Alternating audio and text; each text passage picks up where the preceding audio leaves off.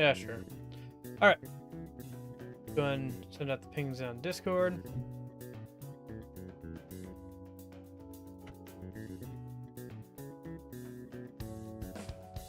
Hope everybody's doing well and everything. I had to make another custom meme for this game because there's not a lot of memes for this game for some reason or another. I think it turned out okay. Ah! To you too, Jeppo. How's it going? Yeah. Yeah, I had to make another custom meme for this game because of that. Hey, Union. How was the answer? So, okay, yeah. So the answer came out today. I downloaded it and double-checked if anything carries over. Compendium and costumes carry over, unless you're playing on the hardest difficulty, and then only costumes carry over. Kind of like how New Game Plus works for the main game. So, I think what I'm gonna do for the answer is we're gonna play in the hardest difficulty, and I uninstalled the Persona DLC for like the Persona 5 and 4 DLC. So my goal is to actually get a sense of how difficult the game is on the hardest difficulty and everything. So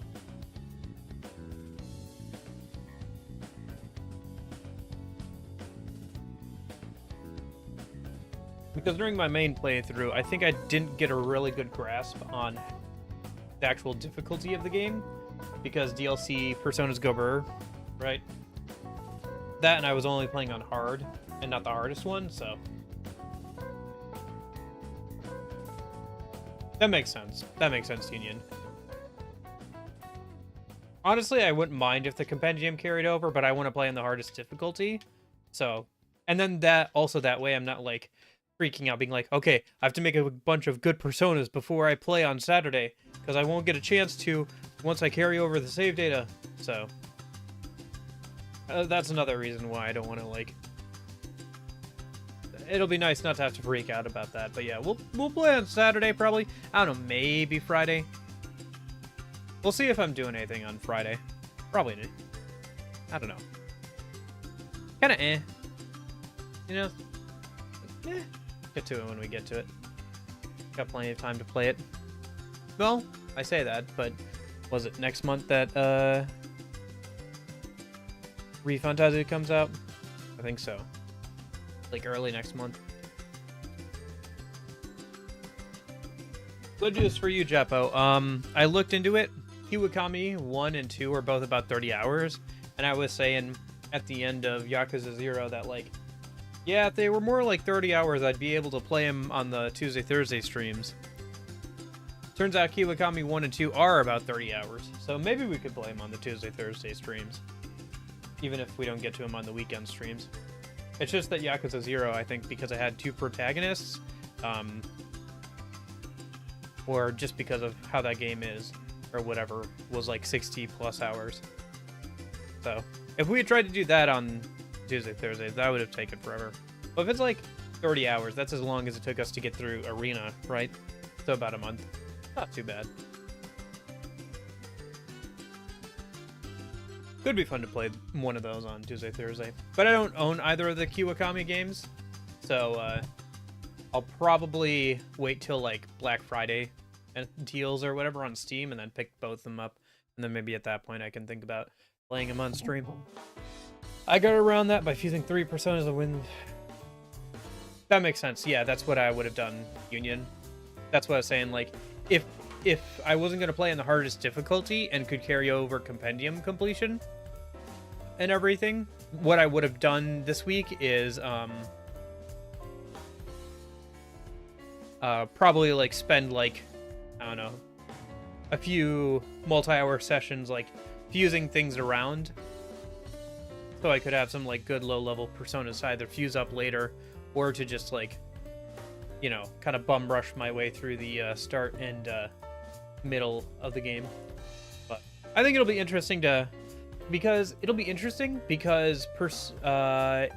in the original, the answer was more difficult than the base game, both in terms of its enemy design. Like, bosses were a lot more tightly designed to have certain gimmicks. They were more designed like SMT bosses, where you had to like really attempt them, go back, fuse the right thing, and then go back to them.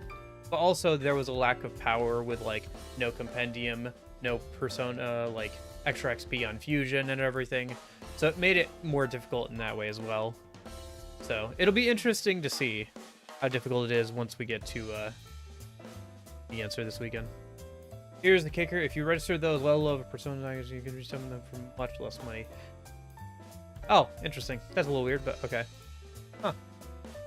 So you could buy them and then like re-register them, and it's for some reason it's less money. That's weird.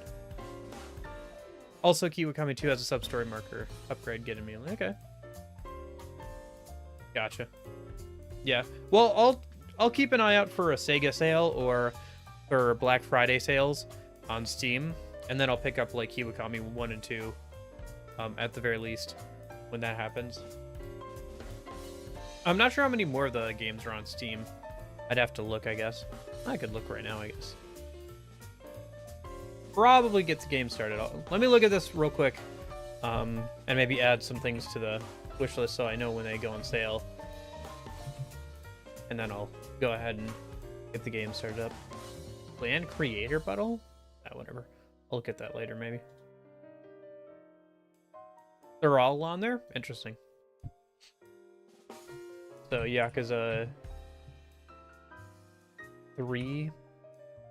Yeah, Yakuza 3 remastered. Okay. Yeah, $20 again. All right.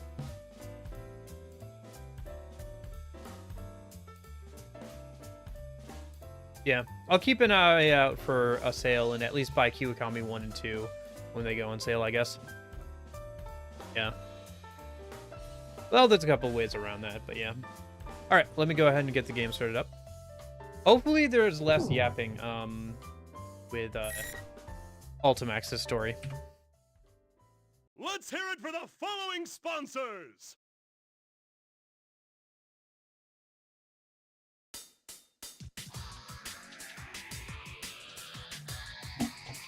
Sadly not, dang.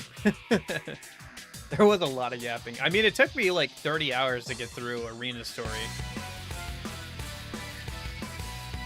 There's more yapping? Well, if there's more yapping and less thinking, then maybe that'll be fine. Because it wasn't that the voice lines took a long time to get through. It was just that there was a lot of internal monologuing that happened that was kind of unnecessary.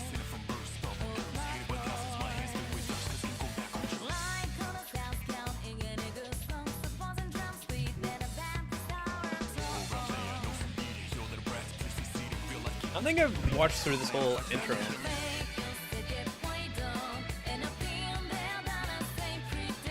The animation is pretty good.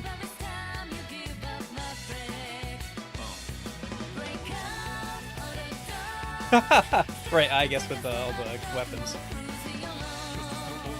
I'm not used to seeing her like that.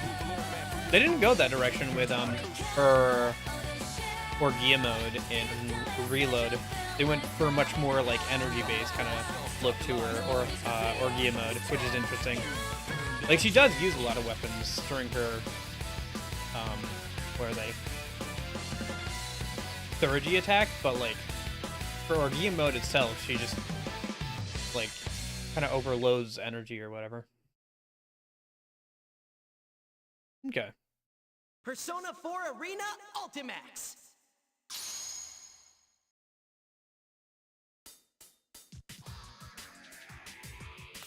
So now we can just episode P4. All right.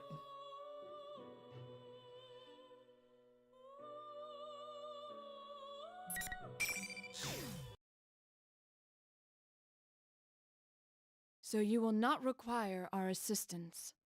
Oh, that's different. Is that the same voice actor for Margaret? It sounds a little off. Very well. In that case, there is nothing more to be said. I don't think that's the original. I don't think that's the usual Igor and Margaret voice As actors. for your presence here, this room is ordinarily only accessible to those bound by a contract. You are fated to refine Yeah, that's definitely your not the usual power. guy. You will most definitely require our assistance, eventually. Yeah, it makes sense. Until we meet again, farewell. Hmm. Feels a little awkward. Most intriguing. Are you certain about this? Yeah, it's definitely not the usual VAs. That's weird, because didn't they have the usual VAs for Arena?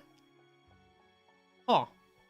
Because, like, Margaret sounded right in the few times that she was in Arena, mostly for the MC's first half. But, like, I remember Igor talking. I don't think Igor talked much or at all in the original Arena. That's weird. Maybe they can get back the voice actors in time. The English voice actors in time for this. Our domain is indivisible from the destiny of our guests. Nothing meaningless happens in this room, which can only mean that the fate of our visitor just now will be... Margaret? Pardon. I spoke out of turn. We are only allowed to watch over and assist those guests who are bound by the terms of the contract. Indeed.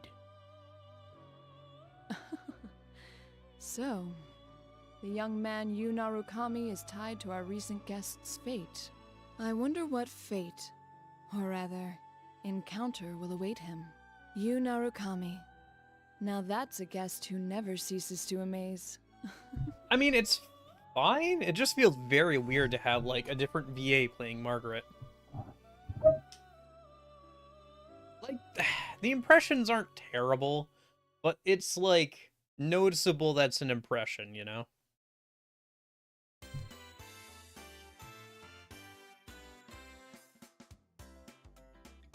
Yeah, that was also a big challenge in the original as well.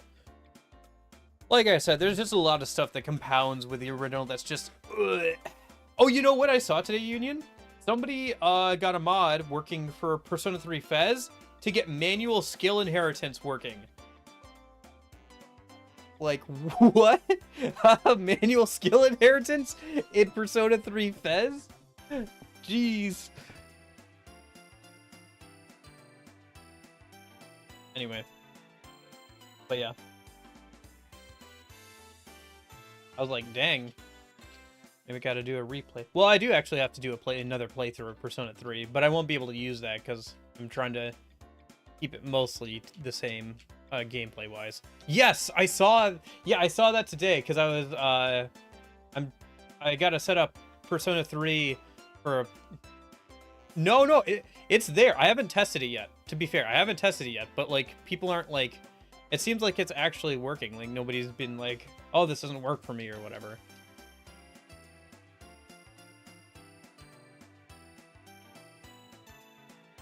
And then in the comments they're like, "Yeah, I think we're going to try and do the same thing for Persona 4."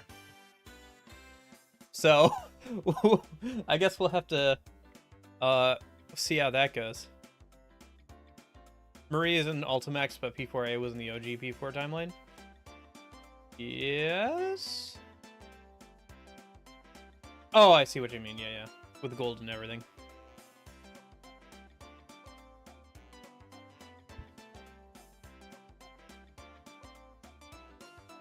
But yeah, so that was super cool. Because I gotta set up a I gotta set the game up again so I can do another playthrough of it, so I can get footage for a couple of videos. But yeah, so that was cool. There was also like New Game Plus save files that had like either social stats not maxed at all or like no social stats added, just like the New Game Plus flag on, which is something I wanted like 2 years ago and didn't exist, and now it exists. So I was like, dang it. Yeah, timeline gets a little funky. It's kind of the same thing with Strikers, where Strikers was made after P5, but before Persona 5 Royal, so it doesn't address Samaria at all. Okay, so it's the day after the end of Arena, so... I had a hunch this was gonna happen. Well, your hunch isn't getting us anywhere. What are we supposed to do? There's not a single open seat. That's just how it goes at Junes during Golden Week. And on Children's Day at that. If it wasn't this busy, we'd be out of business by now. Today's Children's Day? Huh? I should have brought Nanako. That's what you're worried about? You should have. Watching the kids run around, I think back to Nanako's face when I told her I'd be going out. It looked like she wanted to say something. I feel bad I didn't ask her about it. But given what we came to talk about, I couldn't take her with me. I wonder if she's watching TV alone now, like she usually does. Yo, Senpai! I got us some seats. Ooh, good job, Kanji. That's pretty impressive, Kanji. Especially for you. Damn it, Ted! Leave the especially for you part out next time. All right, break it up. Unusual to see him We're not wearing playing, his guys. petty suit, especially at Junes. Let's go, Yukun. Right. With Yukiko spurring us on, we moved to the seat Kanji saved. There's a table for 4, with 6 chairs he found somewhere. After waiting for everyone to be seated, Yosuke clears his throat, as if to drive away all the noise. So it's a great day out and, Dude, I don't think this is the time for that. well, how else should I start off? Look at the size of this crowd. I'd say I made Is it the different right than call Arena? showing up It doesn't like sound that this. different. If I came in my usual costume, Isn't that who the usually little does, kids would be Kanji? swarming my Not Troy. adorable bod. Oh right, Troy Like they Baker and Matt might. Mercer. Oh yes, I've seen how the children tear off your fur. They sound from pretty time to close. time. Wow! Are you being nice to me, Yuki-chan? Has our love finally blossomed? Huh? Of course it hasn't. Shot down as always. It's because you never learn. That's true. Yeah. Well, let's get down to business. What was that Didn't talk laugh? much yesterday. Ah, ha, ha, ha, ha, ha. What? Okay. That's such an awkward laugh. I nodded to Chie. We gathered here yesterday after seeing Labrasov, but there wasn't time to calm down and talk about what happened. In the end, we agreed to leave the details to tomorrow, which is now today. Don't worry about the crowd. Let's start the investigation team meeting anyway. Yeah, though we are missing 2 people. It's just not the same without our full roster of pretty I guess their girls. voice is close enough that it's not too noticeable. Oh, not only Rise-chan, but Now-chan couldn't be here either. Although it's got to be kind of frustrating for Matt Mercer to constantly be like, hey, we couldn't get Troy. Do you want to come in and do a Troy impression since you're really good at sounding like him? Like, gosh darn it, not again. It's not like the other day, where we just lost contact with Rise. Mm-hmm. She seems really busy. She said she had work during the holidays too. At least we got to talk to her yesterday. Yeah, Nado-kun's job is keeping her busy too. I guess it's Yeah, the I know. same old It's just- for them. Like, it sounds like it happens enough where it's like probably like a bit of a Naoto-kun knew things about what It was only happened for that not Kanji? even we did. Apparently, she knew about Mitsuru-san and her friends from the start. Thanks to her, though, we got some good information. Well then, let's get everyone up to speed on what happened using that info. Yosuke is right. Okay. What was it that started it all? Midnight Channel again, I guess. I thought I was dreaming for a good chunk of it, so it's not really hitting me. The barbed wire necklace still bothers me. Okay, so this is recapping Persona 4 Arena. We just went through this whole thing. This would matter if you're playing this like a couple years So after. who exactly Arena was it came that out or put whatever, but- Labrys inside the TV? And why? At first, I thought the culprit was jealous of my popularity and tried to break us friends up. Mm-hmm. But that wasn't it. Their goal was to disrupt our hearts by making us fight each other, and then steal our personas after they returned to being shadows. Naoto said as much too. I don't know. Turning them back to shadows. But yeah, the and barbed stealing wire them. necklace on Kanji Doesn't still sound like bothers something me. just anyone could Like pull that would off. like give you scarring, wouldn't it? Because it would cut up your neck entirely. I guess you can like round off the edges, but like, why would you make a necklace out of barbed wire? Maybe not, but we know for certain that the culprit was using that method to try and gather powerful shadows. Gathering shadows, huh? That's definitely not something any normal person would do. Sounds a lot like E3 with like people experimenting on shadows and everything, leading to nicks and everything. Yeah, recapping Persona 4 Arena. just went through that. Reminds me, how are things inside the TV? Still the same. It should go back to normal eventually, but the P1 Grand Prix had such an effect that it's still noisy there. Oh, but, Huh? But what? Quit mumbling and just spit it out. PS5 Pro is $699. Jeez. Yeah. Yeah. You know what's crazy? The PS3 was originally like 500, 600 bucks, wasn't it? Like the original model of the PS3. And it took like until the PS5 where people were like, that seems like a reasonable price. It took that long for inflation to catch up with that kind of idea. Fine with my PS4 Pro. Yeah, I've been actually thinking about getting like a PS4 Pro. I think once I have a source of income again, it'll be one of those things where I can like save up for like a few weeks or a month or whatever and like get myself something like that off eBay. There's a few games, some of the dancing games. What else is there?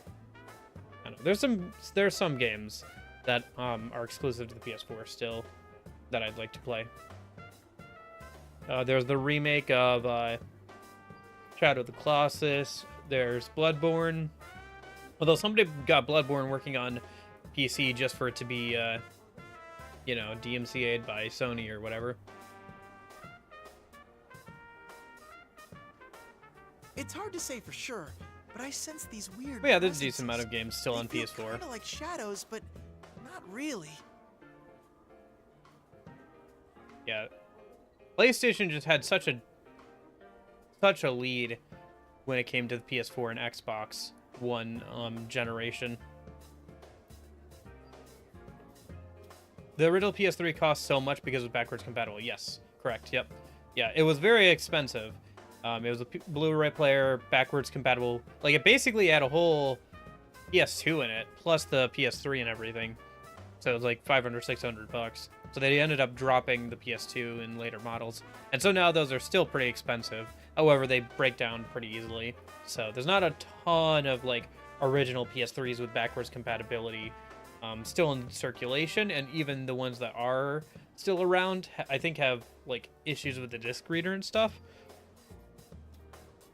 Like, for a lot of people, they are the kind of like the PS3, but they also break down quite a bit. So it's a little iffy trying to get one of those, because if you think about it, if you had one of those PS3s that was backwards compatible with the PS2 and the PS1, which I think all PS3s are backwards compatible with the PS1 games. Then you would have, and then you got a PS5, you'd have like all 5 generations of PlayStation between 2 consoles, and it would be pretty much like exactly how it was originally on the original hardware, with like the PS3 having a PS2 in it and everything. But yeah, like I said, they break down pretty easily. I looked into this a while ago when thinking about getting a PS3 and all that, looking at the different versions. Weird presences? You mean there's something strange in there? I have been thinking about, like, getting a proper PS2 fat, instead of, like, one of those slim models that I got for cheap. Those aren't super expensive, and I'd rather have a fat one than a slim one. You can do a lot more with a fat one. You can even put, like, a more modern hard drive in there and, like, run games off of that and everything. If you really want to go all out with it. But yeah, I don't know, they're just more robust and I think more reliable than those slims that are like top loading. I don't really know. What could it be? The culprit, maybe? Maybe, but maybe not. We all look at each other after hearing Teddy's evasive answer. If something's in the TV world, it can only be a shadow. Someone, okay. But yeah, like the normal PS3s can emulate PS2 games, but it's emulation, not like, it's software emulation, not hardware emulation, which is what the original PS3 had. Huh? How would that make sense? The culprit wasn't a Persona user, right? So that's why you can still play some PS2 games, and if you unlock the hardware, most PS2 games on a PS3, even if it doesn't have like the PS2 hardware in it, but the emulation will be a bit more iffy and a bit more spotty than the original that had, like I said, the hardware in it, so. He did say that he used Labrys because he couldn't enter the TV world himself. So, wouldn't that mean this weird thing Ted's talking about can't be our bad guy? Or maybe the culprit can shove people into a TV even though he's not a Persona user. There's one more thing that bothers me. What is it? It's something Naoto said. I tell everyone what Naoto left with me yesterday. She said that Mitsuru-san's plane was hijacked as a diversion from Labrys's kidnapping. The hijacker had no memory of their actions. They might have been brainwashed or hypnotized. But either way, it couldn't have been done by a normal person. There's so much we don't know. But no matter what the culprit was trying to do, if he was after us in the TV world, I doubt this case will wrap itself up. Mm-hmm. I agree. Oh, then does that mean... Too bad for Mitsuru-san, but we're gonna ignore her request not to get involved. Mitsuru-san and her people left. They told. Okay, yeah. Ah, so the investigation team's back. Didn't we go over this at the end of Arena? Whatever. Yep. Feel a little bad doing this to Mitsuru. A lot of this is stuff that we went over at the end of the Arena, since they're trying to recap stuff. I assume this game came out like a year or two after the original, so I guess that makes sense. And heck, this is our town, so it's practically our duty to do this. I'm in too. After all, I am Labby-chan's knight. Labby-chan still. Plus, I can't sit on the sidelines after seeing what this culprit did to my world. It had gotten so peaceful thanks to you guys. Before Arena was 2010? Okay. So it's decided. That makes sense, because it came out for the Xbox 360, right? What an odd decision that was. Ultimax was 2012, so yeah, a couple years after. Okay. We have to return the favor of getting stuck with those strange epithets, too. But after Golden, yeah. About that makes me so mad. What was that carnivore whose discarded womanhood stuff all about? I could swear people cross the street now when they see me. Really? I was actually pretty impressed. Huh? Is that how you think of me, Yukon? No, that's not what I meant. That reminds me. You seem to like that Sister Complex Kingpin of Steel nickname. Did he? Sensei, have you awakened to a new name? Should I call you Kingpin from now on? I wonder if it's just my imagination that what Yosuke said just now hurt worse than the nickname. All I meant was that those nicknames weren't that bad. Still, I admit, I'm honestly impressed how precise those taunts were in striking each of our hang-ups. This sure has turned out to be some Golden Week. And after you took the time to come see us, too. No kidding. Shit got stirred up the day you came back, like someone planned it that way. That actually does still bother me a bit. What do you mean? Oh, I guess the timing? It's like whoever did this was waiting for you to come back. I'm not used to the other party members saying like the MC's actual name. For some reason in my head I was expecting him to say like waiting for him to come back, because they're always like very general when talking about the MC, because you can name him whatever in the base game. Well, I guess there's no need to think about that now. Oh yeah, where's Marie-chan? She's elusive as always. It looked like she was buying something at Sozai Daikaku the other day. What? Nobody told Emi-chan that Sensei was visiting? Well, it is Marie-chan we're talking about. I'm sure she's noticed that Yukon's back. Jeppo calls bullshit. Huh? Then, why hasn't she shown up? I mean, if she knew that Senpai's back, you'd think she'd be the first to show.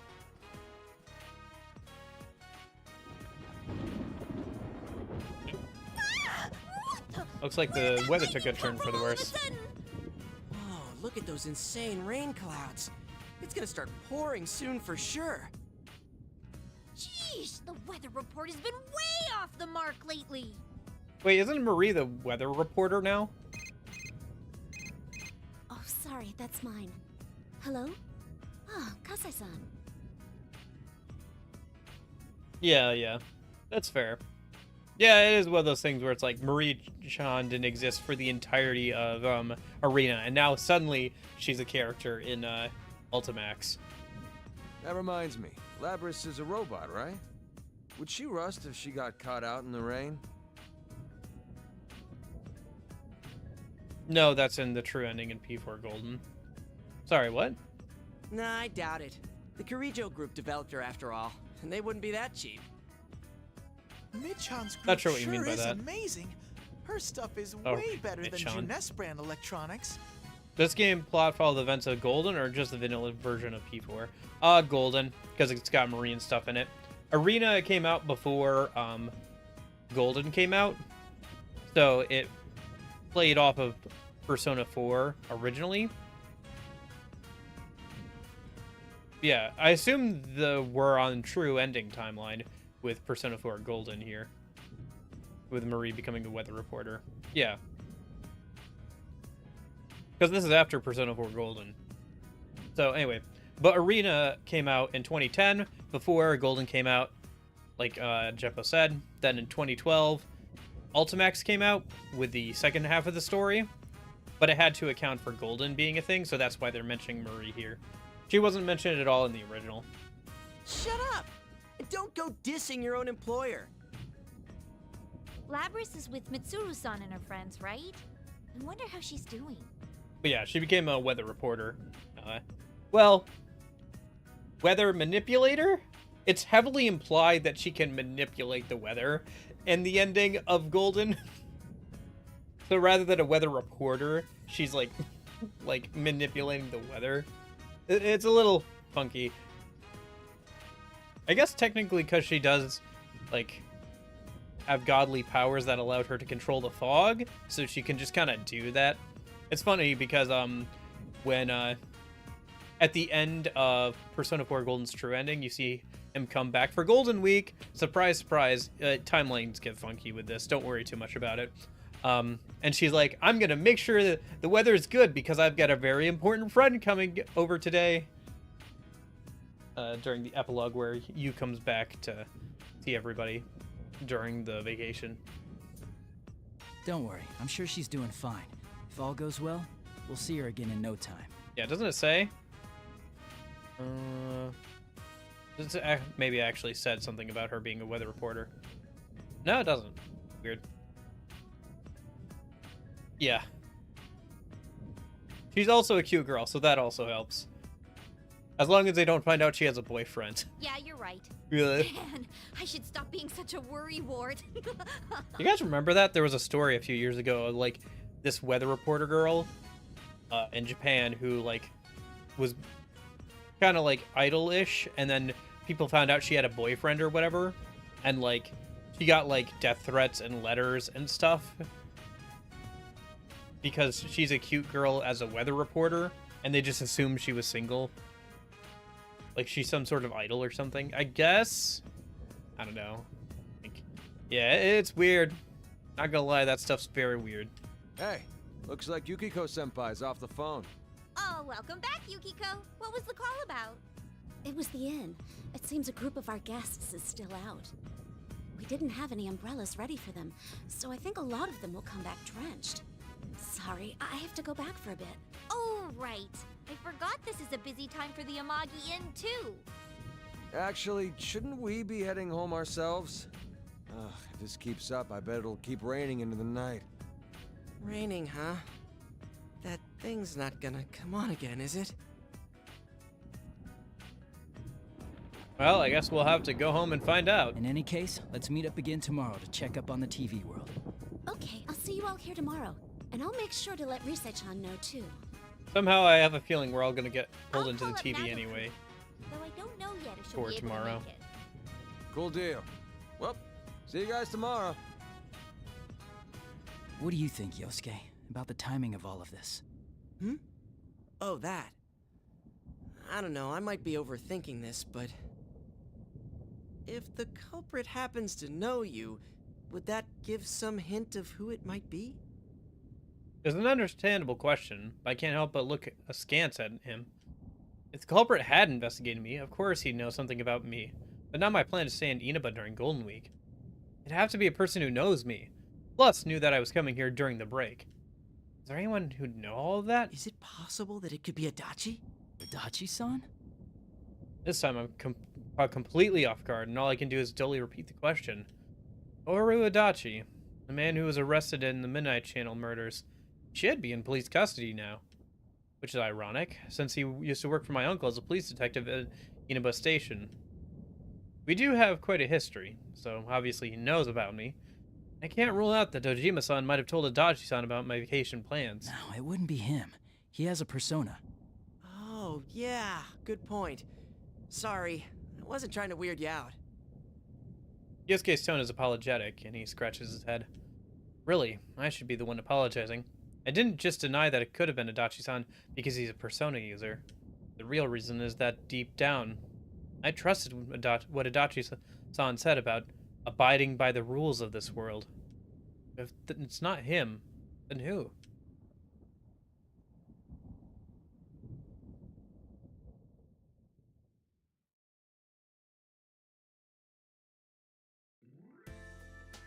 And then Dad came up Ooh, here nighttime visiting walking me, music. This so is I made good. sure to raise my hand Nighttime to walking answer all music the of teachers' P4 is good. questions. Actually, hey, that's one benefit of this being after Golden, because this is music that was added for Golden. Because if I remember correctly, the original P4 didn't have as much to do at night, where Golden added being able to hang out with friends and stuff, as well as actually being able to walk around a little bit more, and being able to go to that like bar place at night, and either work there or trade out gems for equipment.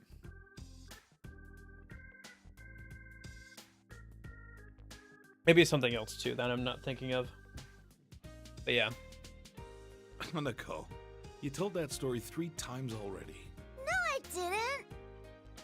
Yeah. Well, hey, that's another good thing about Reload getting the Answer DLC is we're going to get a lot of new good music, hopefully. I'll have to avoid spoilers, I guess, for the next few days until I can play the game for myself on the weekend. Oh, and guess what? I saw a really long car yesterday. Oh yeah, that thing. Really a long car. That rings a bell. Oh, you mean the limo that was driving around town? Yeah, I heard about that. A big stretch of limo in a sleepy little town like ours. Huh. I'll tell you one thing. They won't be from around here.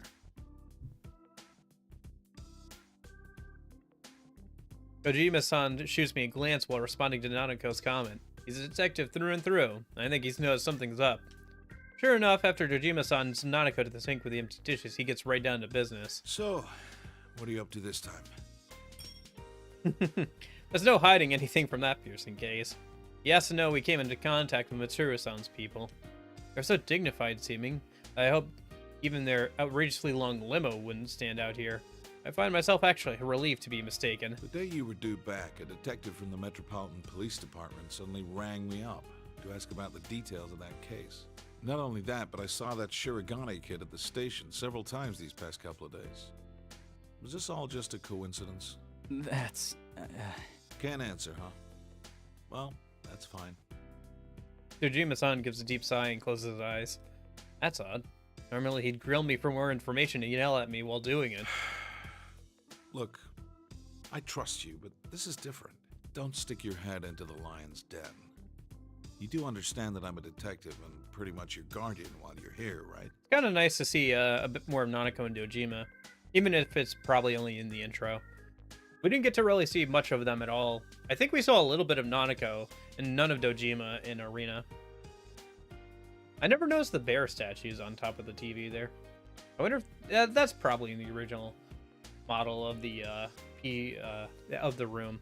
I just never noticed it. Also, the stickers on the front are kind of fun, because you can imagine that Nanako put those on there at one point, and you can even see like some of them have been damaged and like scraped off a little bit. His strict yet honest gaze asks me to promise that much in return for not probing me further. I say yes, but in my mind, I'm apologizing at the same time. We're heading into dangerous waters, but it's the same as the situation when I lived here. We have to be the ones to do this. So long as you understand that. Then do whatever you want. That would have been funny. Playable Nanako as a fighter. That would have been hilarious, dude. Just, even if she was good or bad, the memes and like edits from that would have been so good.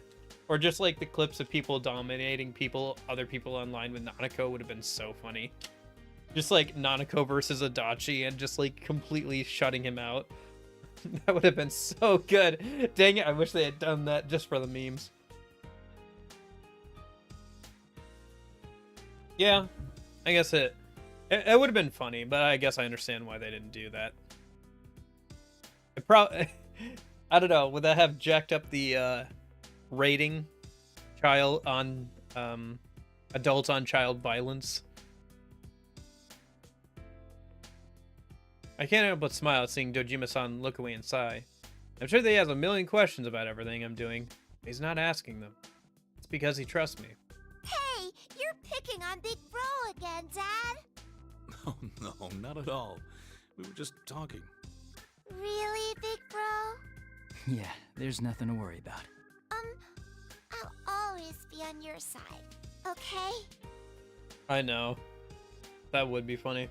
It'd probably be angelic, right? After heaven and everything. It would have to be some sort of an angel. Maybe one of the archangels would work well for.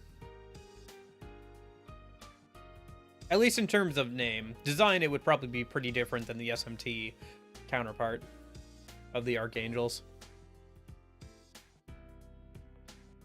When I answer her with a smile, Nanako looks up at me with a worried expression, but her reply is earnest. Out of the corner of my eye, I can see Dojima-san looking uncomfortable, and I can't help but laugh again.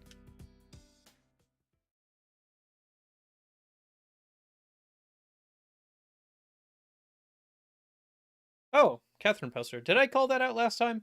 Because we saw this same room last time in Arena.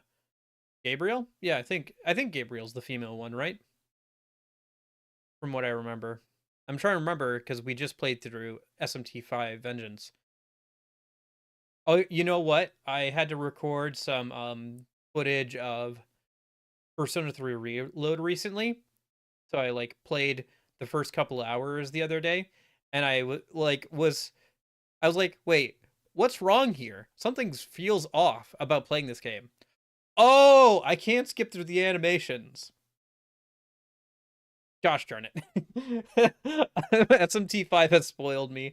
I was playing it at Persona 3 Reload. I was like so annoyed I couldn't skip through the animations in the battles. I was like, gosh darn it. That's gonna be something I'm gonna have to get used to again with yeah, I was calling that out a minute ago, Jeppo. That's something I'm gonna have to get used to with Persona 3 Reload again, is not being able to skip battle animations. Hopefully it won't be too bad. I don't know. After playing SMT5 Vengeance, I feel like that would help a lot with the flow of battles, in my opinion. If you could skip some of those animations. Because part of the reason I think that Reload's Tartarus is worse than even Fez's Tartarus is because battles take so much longer with all those animations. But, whatever.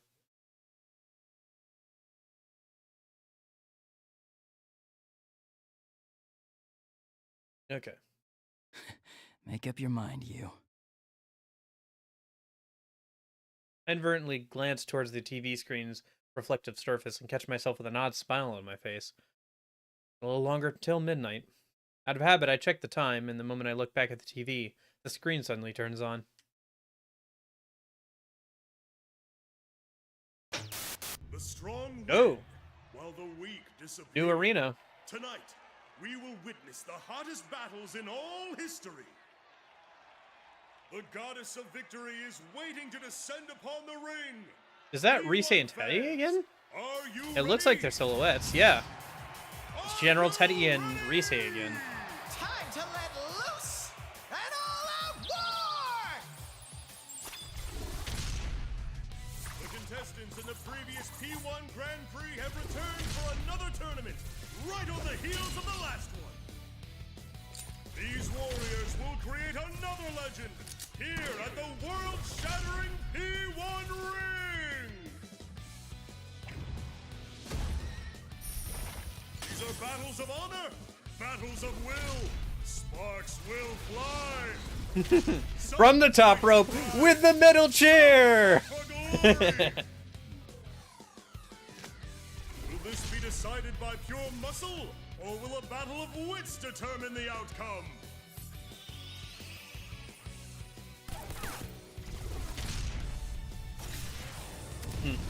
Japanese spelling of I guess. Are heating up! Teddy. Tonight, who Alright. will win the title of champion? Who will be crowned with the winner's wreath?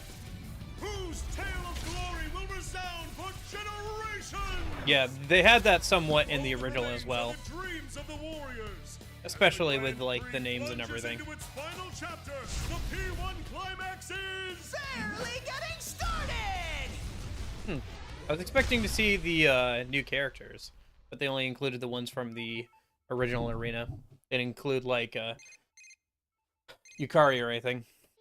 Did you see that? What the hell? Hello? Hey. Oh. That's unusual. That hasn't happened before.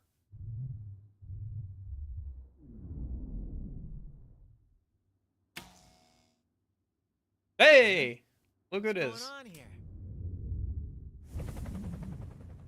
Midnight Hour? What in the world? The town! A red fog? Hey, that looks like Tartarus in the background there. That tall tower. So is it a mix of What the? P3 and P4 where you have the red fog, and also it kind of acts like the Midnight Hour where normal electronics cut out?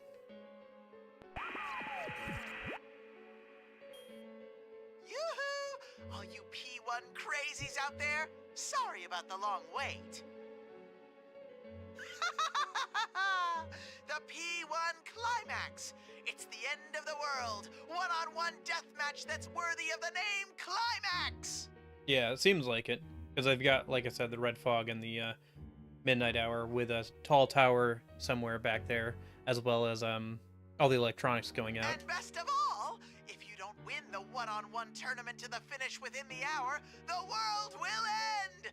No punches pulled this time! I'll make myself clear so that no one misunderstands.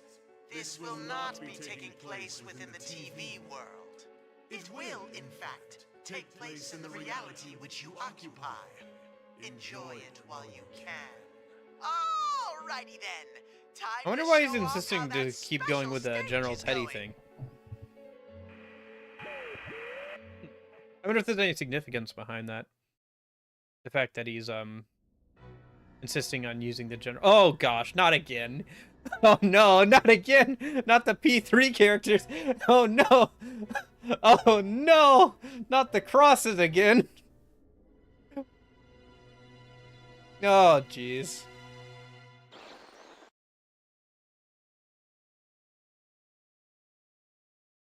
Is that Mitsuru-san?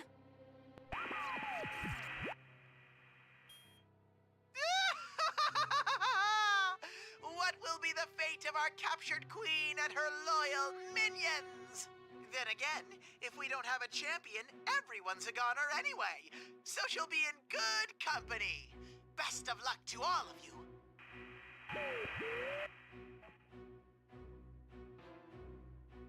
The display cuts off abruptly and the TV becomes a silent box. Realizing there's a strange red light filling in the once dark room, I dash towards the window. The outside town is covered in an eerie red fog. What is that? No, we can't. Remember, all the power's out? We can't use our phone. The streetlights are off, and I don't sense anyone's presence.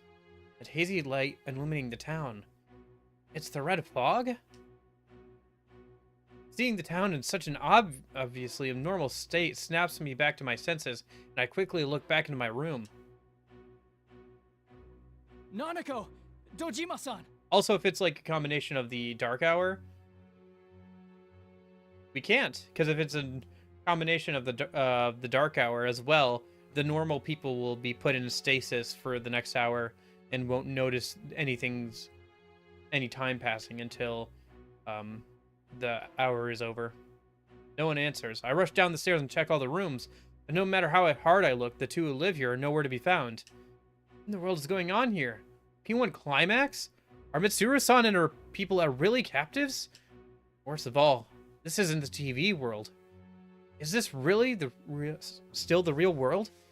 If so, What happened to the townspeople? A wave of confusion and fear crashes over me as I sort through the information at hand. My cell phone won't even turn on.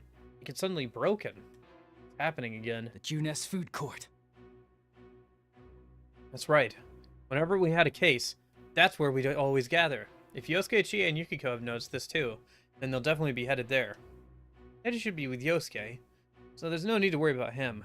Anji, though, he might head straight into the TV.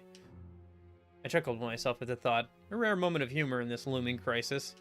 I know where I need to be, so I quickly prepare myself. Whenever we need to fight, I was always glad my Yasugami High uniform. I'd be wearing it again so soon. It's with a sense of trepidation I open the front door.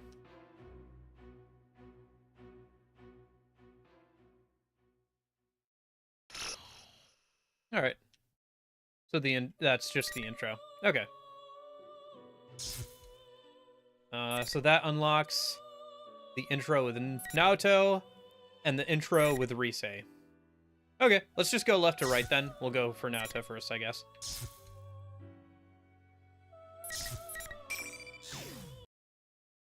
See what she's up to. The clock's... okay. Ticking echoes through the room, and I look up from the file I hold. Seems I yearn for some mental stimulation to distract me from the sheer volume of information I'm attempting to process. But when I look up, all that's before me are stacks of files I brought in from the reference room. Even when I cooperated with the investigation as a detective, I'd only been in this room a few times. They must have ushered me into the drawing room on the highest floor of Inaba Station today in order to send a message. Don't draw attention to yourself. I lower my hat to rest my eyes and spend some time thinking back on the conversation I had a short while ago. I see. Yeah, I'm In guessing other we can't words, go too far nothing out of suspicious order. is apparent in the current Kirito Since things group. will only unlock once we complete the prerequisites. Correct. There are no factors that would necessitate detouring Mitsuru Kirijo or the shadow operatives which she leads. The man holding my reports falls silent, pondering something. His reaction shows that he most likely foresaw what sort of report I'd hand in. The well-dressed man before me belongs to the National Police Agency Security Bureau, Security Planning Division, or in brief, from the Public Safety Police. It was he who requested the undercover investigation into Mitsuru-san's shadow operatives. Mitsuru Kirijo seemed to have some idea who stole her cargo, yes? She did indeed. To begin with, the culprit knew the contents of the cargo which even Miss Kirijo herself did not fully understand. It follows that the culprit in this case was someone with intimate knowledge of the Kirijo group's dark secrets. How Mitsuru Kirijo deals with this culprit will surely shed more light upon her true motives. Half of that is true. Half is sophistry. I need to discover the trump card of this that public safety is hiding. Where most likely, that trump card will lead us to the culprit of this case. The one who stole Labrys and threw her into the TV world. After a moment of silence, the man places a stack of thick folders before me. If he had prepared this in advance, that means he was weighing his options. He knows of my intentions, yet he must have made the decision that what they stand to gain is worth the risk. Report to us again when you find out more. With that, the man leaves the room. Seems my gamble paid off. Whether I find out more or not, it's certain that something will happen. Labrys' kidnapper hasn't been caught, and the case is ongoing. Even now, there may be developments somewhere. My friends on the investigation team must be having a strategy meeting at the food court right now.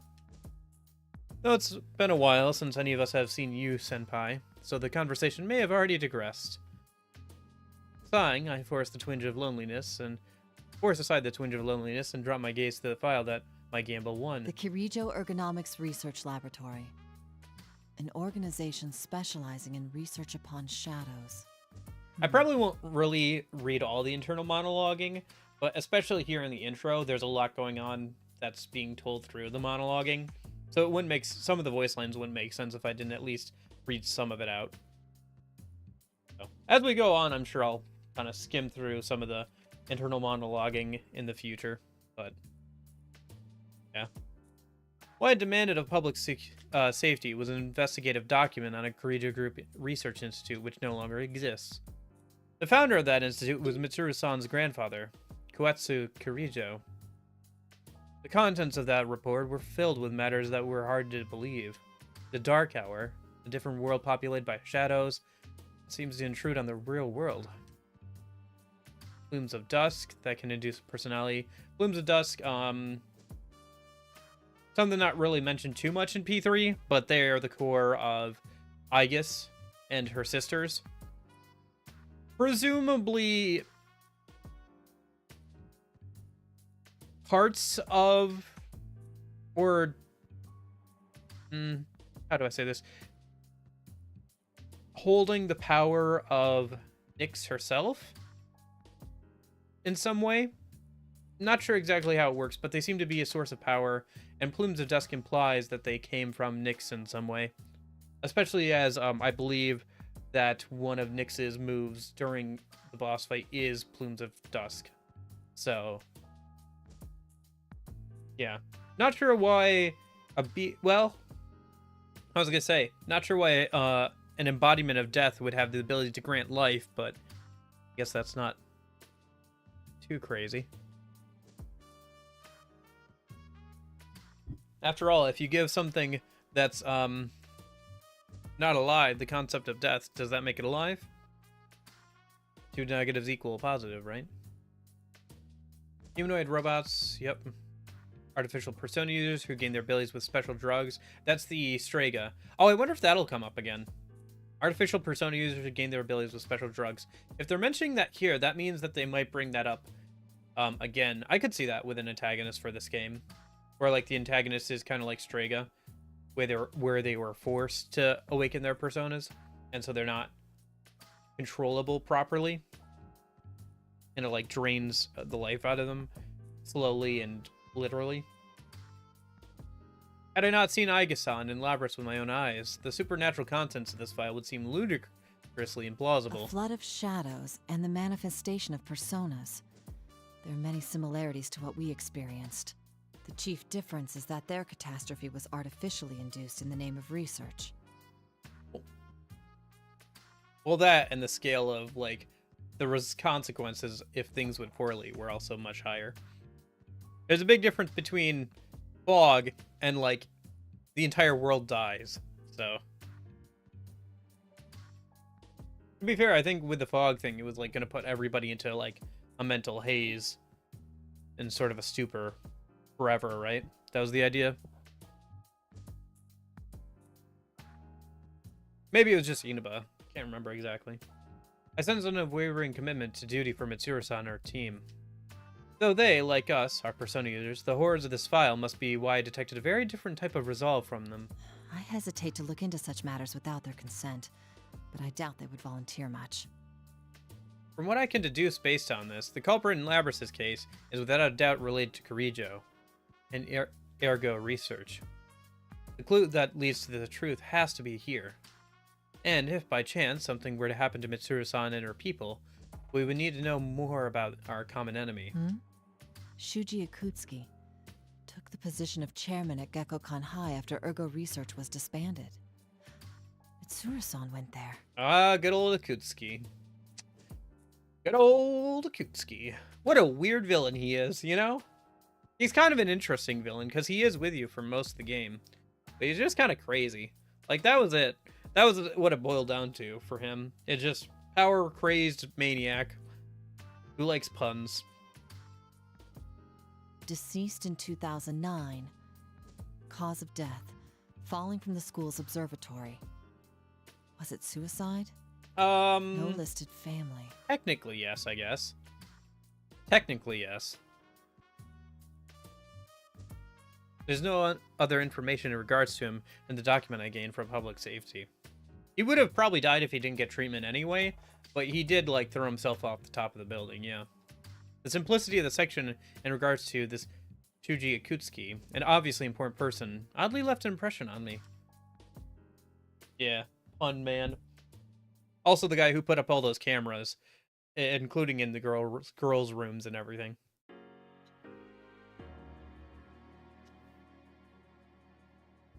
I finished reading over the material, but to be honest, it tells me little. Most of the principals involved are already deceased, including Koetsu Kirijo, Shuji Akutsuki, and the persona users whose abilities were artificially awakened. Still, I do learn something. The culprit's objective in Labrys' case had similarities to the purpose of Ergo's research. To deliberately gather shadows in order to fuse them together.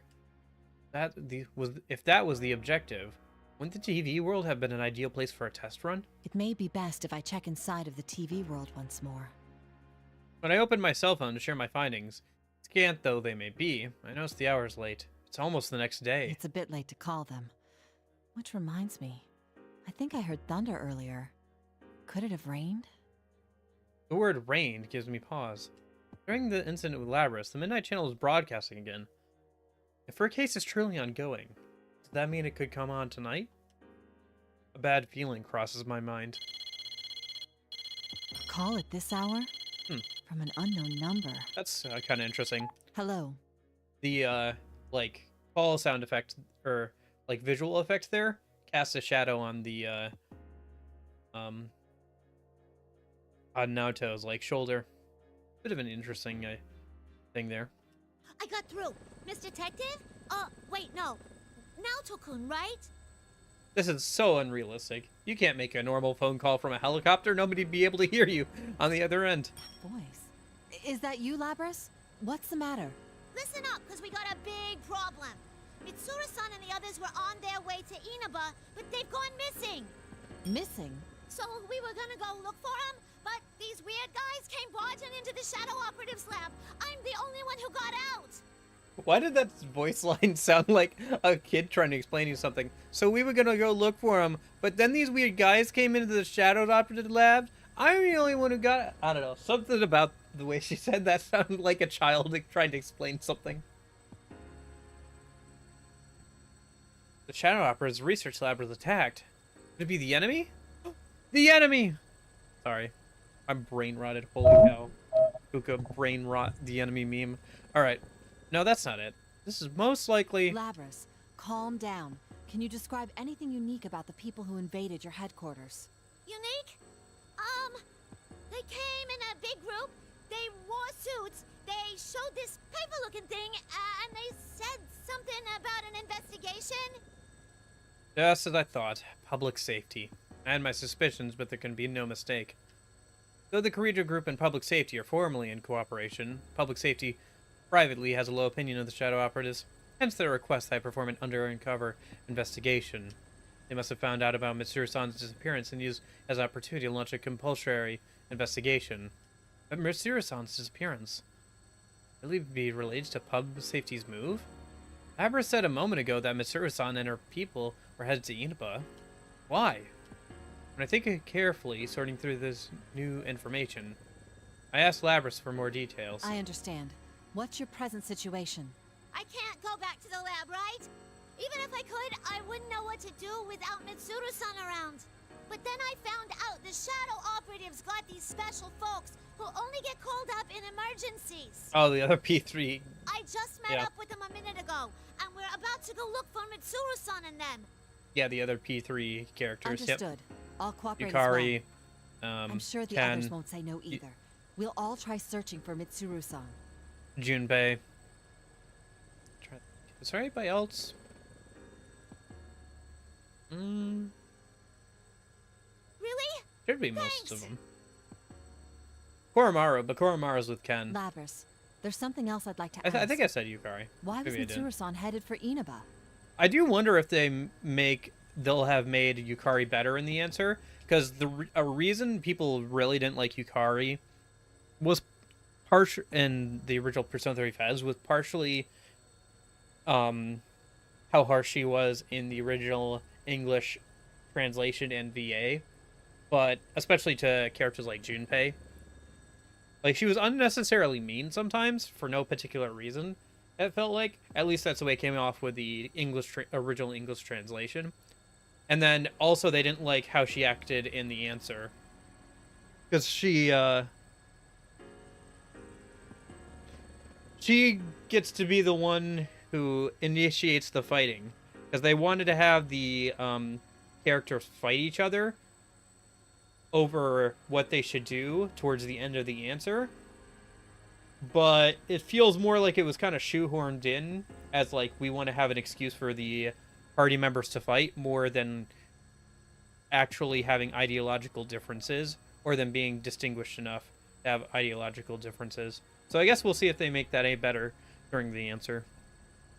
That's like way towards the end, though. So. If I remember right, they found a weird shadow reading over there, so they were gonna go look into it. A weird shadow reading. A normal shadow reading is detected in Inaba, and Mitsuru-san and her people go missing when they head out to investigate. Even if this is unrelated to the public safety matter, can't overlook this detail. Mitsuru-san and her people are Persona users, extremely skilled ones at that. They're in a situation with no means of contacting help, then whatever enemy they face must be formidable. And the first such enemy who comes to mind is the culprit who kidnapped Labras and forced us to find the P1 Grand Prix. She said the reading spiked all of a sudden. Did something happen over there? Nothing springs to mind. Oh, sorry, hold on a moment. I checked the clock on the wall of the drawing room. It's almost midnight. If there was no normal shadow reading, the Midnight Channel could be involved. I need to find a room with a TV. I'm sorry, but let's continue this on the move. We should meet up at the very least. Actually, is that a helicopter I hear in the background? Yeah, I'm surprised you can tell. We have a maid piloting one right now. Yeah, alright. That's Mitsuru-san's people for you. The maid is piloting the helicopter. Gosh, I wish there was fan art of that or something that I could look at. That sounds so funny. I'm sure there's an anime I could find where a maid pilots a helicopter. I'm sure that's not the first time that sentence has been uttered. A personal helicopter and a maid piloting it? Never thought of my family as poor, but thinking back onto that limousine, the Kirijo clan seems to be on a completely different level. Let me think of a place where a helicopter could land around here.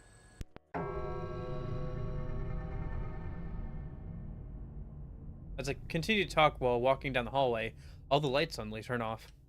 Though it is midnight, this is a police station. There should be several officers still stationed here, even at this hour. However, in defiance of those facts, an unnatural stillness pervades the air. A blackout? No, that's not it. The roaring helicopter rotors on the other side of the line have also fallen silent. Labras? My cell phone has gone dead, as the batteries were drained. I tried a few things. It won't even turn on. Have all the electronics here stopped working so suddenly? I open a nearby door and get a better look at my environment. The empty room is hazily lit by an eerie red glow coming from the window. Walking to get a clear view, I gasp at the sight outside. An obvious pall has fallen upon this quiet rural town. Red fog? Seeing the town enveloped in fog, I can't help but remember last year's case. The forbidding feeling that the situation had taken a turn for the worse, I quickly leave the strangely empty Inaba station.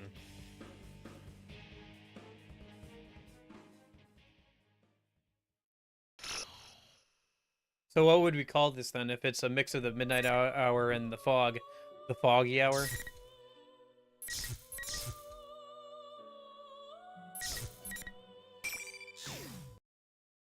Doesn't have quite the same kick to it, does it? The foggy hour. It's an hour of the day where the world is the Kool-Aid fog. Oh, yeah! I raise one arm towards the mirror-lined wall and close my eyes. In my mind, I see a stage. Okay. She's practicing, I guess? Oh, hello.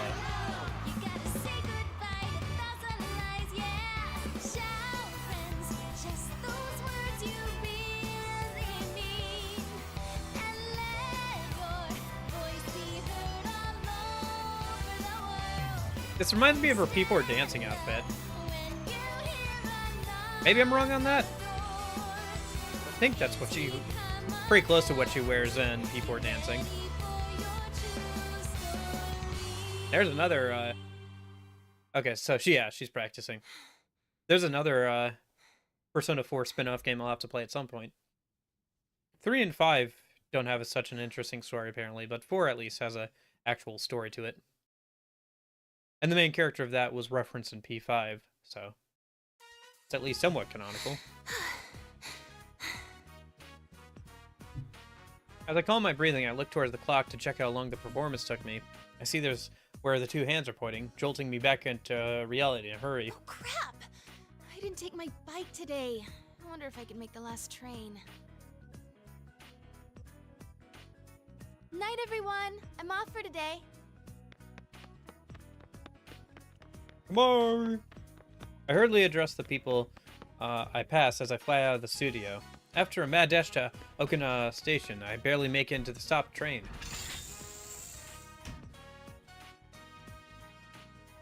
Made it. I take a breather as the train slowly pulls out. The last train on a holiday is usually pretty empty. I was in an open seat and getting my tunes from my bag. It's too bad they didn't have a casual outfit bust up for her to use. They're just using her school uniform one. There's a new song on there they just gave me this afternoon. They felt so long for some reason.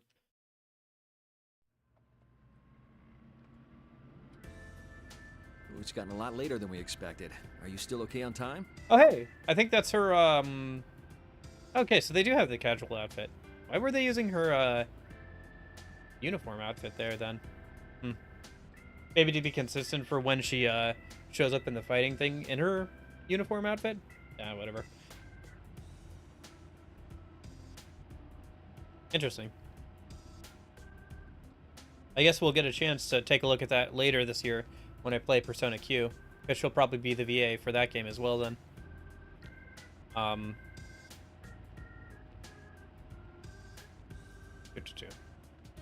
But yeah, I think the driving man is the manager from her social link.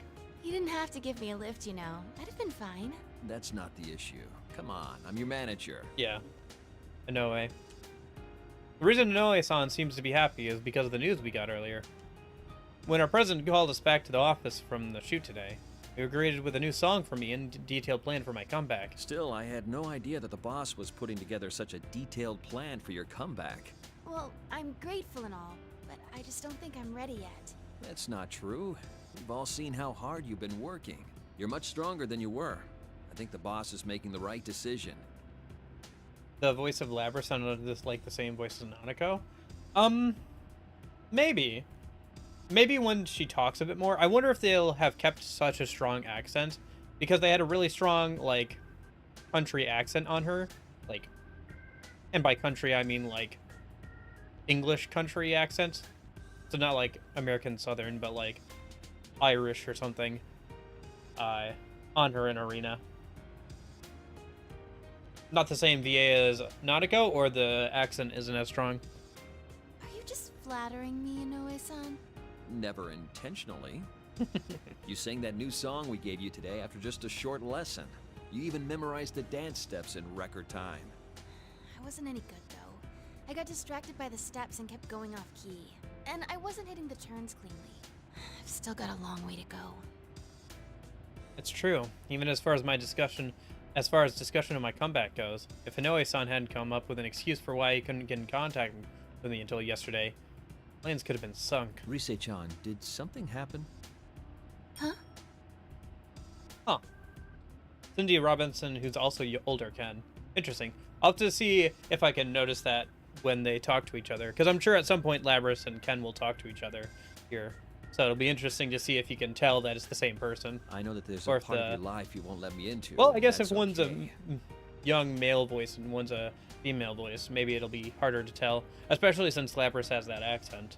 But an idol doesn't need to tell her manager everything. But there's a difference between keeping things private and isolating yourself. You asked if you could get some days off during the long holiday, right? And you didn't seem too keen on today's session either. Did you have some other engagement in mind? No, you're just cutting me too much slack. Thanks, though. It's nothing to do with work. There was something that made me realize how powerless I am. so many people are supporting me for my comeback, but no matter how much I throw myself into rehearsals, all I can think about is how I did nothing but be a burden in the incident yesterday, right during Arena. Yeah, during Arena, she was mostly holed up in the same room as, like, the main antagonist. And, like, every time we saw her, she would be like, holy cow, I've just been sitting here watching everybody fight each other, not able to do anything. And it was so scary. And I hated having to watch you guys fight each other. And I keep hearing Labrys, it's like, shrieks of pain from the walls as I hear her, like, get glimpses of her past. Holy cow, this has been such a traumatic experience. But yeah, that's what was going on for her, like, literally, like, yesterday. So it's not surprising she's like, holy cow, that sucked so much. Rise-chan? I'm okay. Were you worried I'd quit again? I'm still set on getting back into showbiz, once I shake off the rust from my hiatus. I can tell that much from watching you practice. Still, maybe you need a breather. Huh? The publisher consulted me about maybe rescheduling the photo shoot. When I told them doing it later would be problematic since you're still a student, they decided to reschedule for another time. So, take a nice break tomorrow. Inoue-san. But things will be busy after the long holiday. The success of your comeback project is on the line here. I really appreciate it. Can you let me off at Okina Station today? If I have tomorrow off, I want to stop by the studio and practice a little more. Huh? But wouldn't it be late by the time you're done? Why don't I take you straight home? There's not enough room at home. Please? I'll go straight home after I practice a little. Well, alright. But don't push yourself too hard, okay? I won't. Actually, though, you shouldn't coddle me so much either. Okay, Inoue-san? You know what? Good for Inoue-san. He has been upgraded from side character of a social link to side character in a spin-off game with a full, like, you know, unique look to him and everything for his bust up. I can't remember if they used just a generic one for him or not in the original game, though. Maybe they gave him an original look, because he was pretty important for Risei's social link.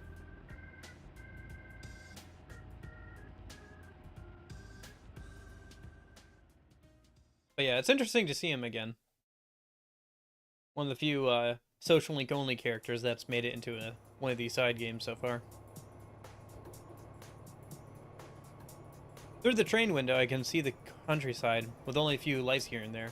The train was empty to begin with, and only gets emptier as we approach the final stop. A long holiday, huh? The holiday was supposed to cap off with just work and rehearsals. Even when I heard Yu Senpai was coming back, I was the one who decided not to change my plans. When I told the others, they said stuff like, oh well, work's work, and hang in there. Kanji was the only one who acted like a kid, saying, what's more important to you, work or senpai? That reminds me.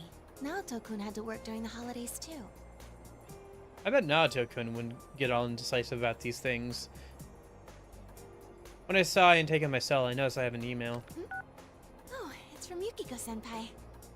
It's a summary of what the investigation team talked about today, and the time we're meeting tomorrow. Junes at 6 a.m.?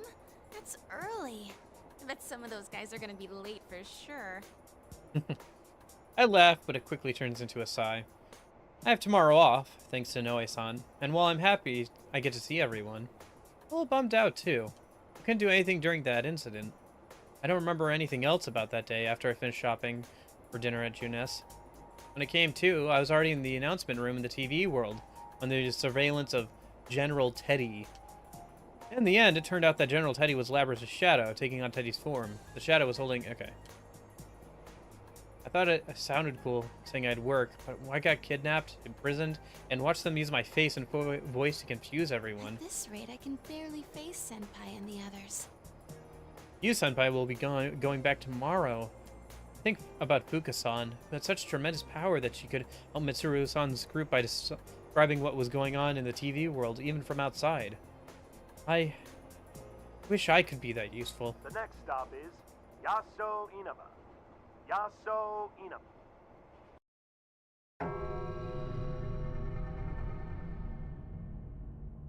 What the? That's a weird place to cut the announcement off. All of a sudden, all the lights in the train turn off, and the train that had already begun to slow down to its last stop grinds to a halt. Oh no! A blackout? I look out the window to check. Huge red moon dominates the sky. In that direction the train was heading, there looks to be a giant red cocoon. That fog? What is that? Inaba's that way. I turn around. There's no one in the train. It all disappeared. The train car was pretty empty, but I'm positive I wasn't the only passenger before. No way. What's going on? Oh, right, my cell. Nice. Good luck with the final dungeon and everything. Is that P4 as in like P4 Golden or regular P4? Like the Marie dungeon or not? Thinking I might be able to find something out if I contact someone, I look at my phone I'm still holding after checking my email. That seems to have turned off by itself, since the screen remains black no matter how many times I press the power button on. It won't turn on. It's broken? Of all the times. Guys, you senpai. Apart from the confusion, a sensation I know all too well starts to rise in me. I can't believe it. There's no mistake. Golden? Alrighty. Yeah, good luck with the dungeon gimmick. And everything. It's not too bad. But it definitely makes you have to manage things a bit differently than you would usually. I'm moving before I can think twice. I yank open the door using the emergency lever and jump out onto the tracks. I begin running towards the Yasu Inaba's train station. Now's not the time to stay and cower here. Okay. We're gonna be seeing a lot of that to be continued, aren't we? Alright. Chapter 3, a Warp Town. Maybe we'll actually get to some combat here. That'd be nice. Looks like that'll unlock yeah, another chain. Alright.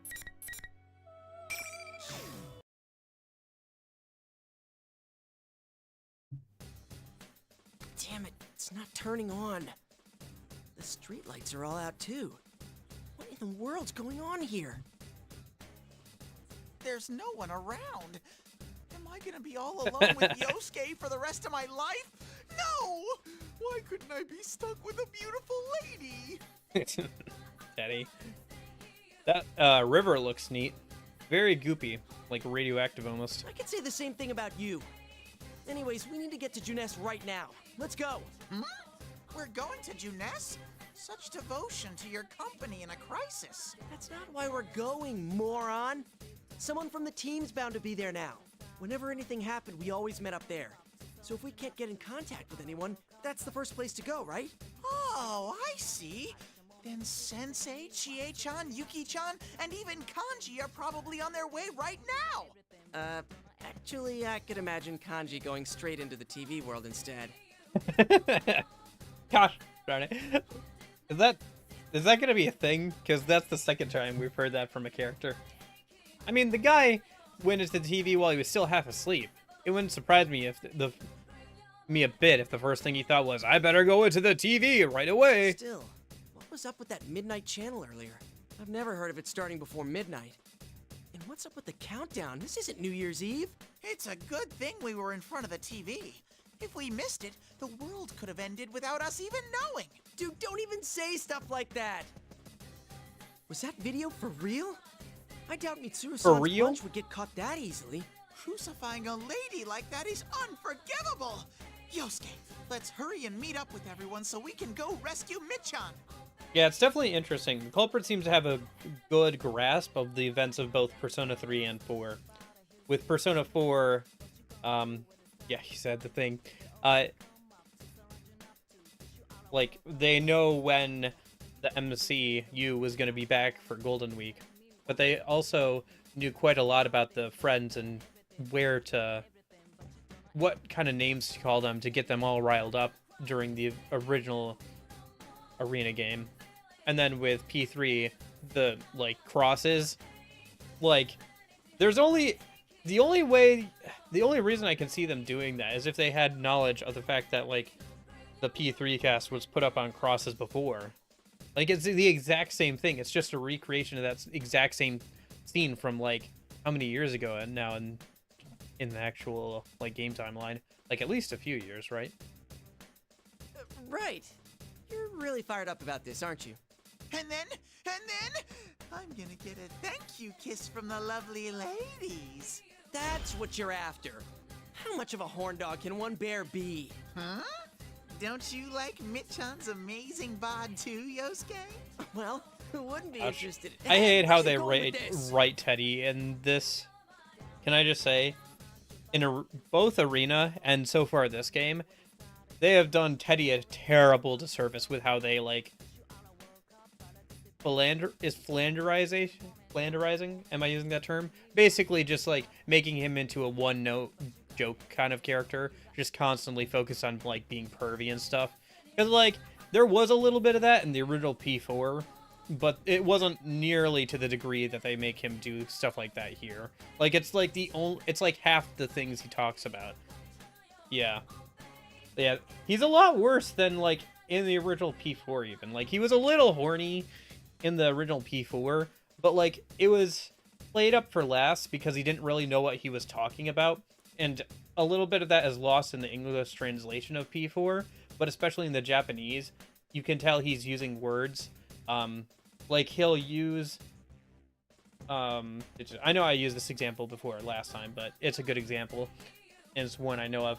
In the original Japanese, during Yukiko's palace, he talks about like, finding a hot stud. The original Japanese is like a little bit different context-wise, but like faded one or whatever. And he uses the same word, like asking what it means and stuff, but it's like specifically the female version of that word. So it's very clear in the original Japanese, he doesn't know what it actually means or anything. But you don't get that same nuance in the English, so. Yeah. Yeah, you have a character like that in mind? That is the embodiment of him and Morgana together, but 10 times more annoying?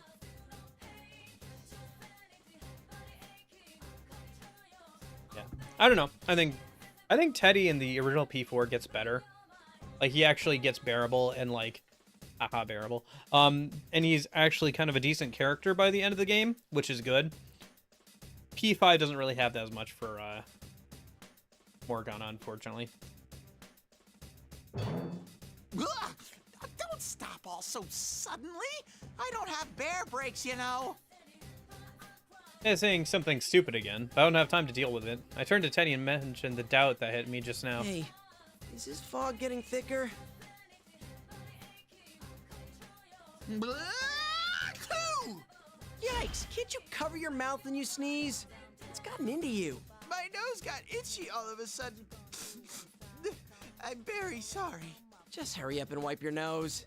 By the way, Yosuke. That's weird. Because Teddy always talks about being able to sniff things out in the TV world, like being able to find out where people are kind of by scent. And now he's kind of like having an allergic reaction to this red fog. So it's irritating his nose. It's irritating his senses. It's obscuring things. What now? I hope it's just my imagination, but was this road always this long? Huh? In spite of myself, I take a quick look around. I was so caught up in the moment I didn't notice. But why are we running on and on down the floodplain? I can't see too well through the fog, but I don't remember the floodplain going on this long.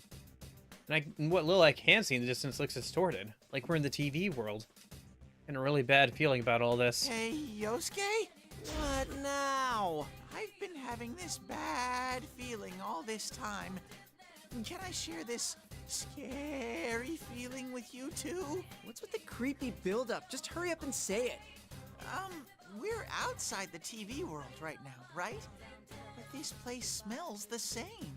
The same as where? Well, the same as inside the TV. Huh? Seriously? Uh-huh. Look, my bare nose is itching up a storm. Your nose? That's right. Does that mean you can tell where everyone is? I can kinda tell, but this fog is so thick that it's achoo! But yeah, the writers for Arena, at the very least, we'll see about Ultimax, but like made Eddie like way worse than he was in the original when it comes to being pervy. Like pretty much every single interaction he has with any female in Arena is him being like, "Ooh, can I get a kiss?" or saying weird things or whatever.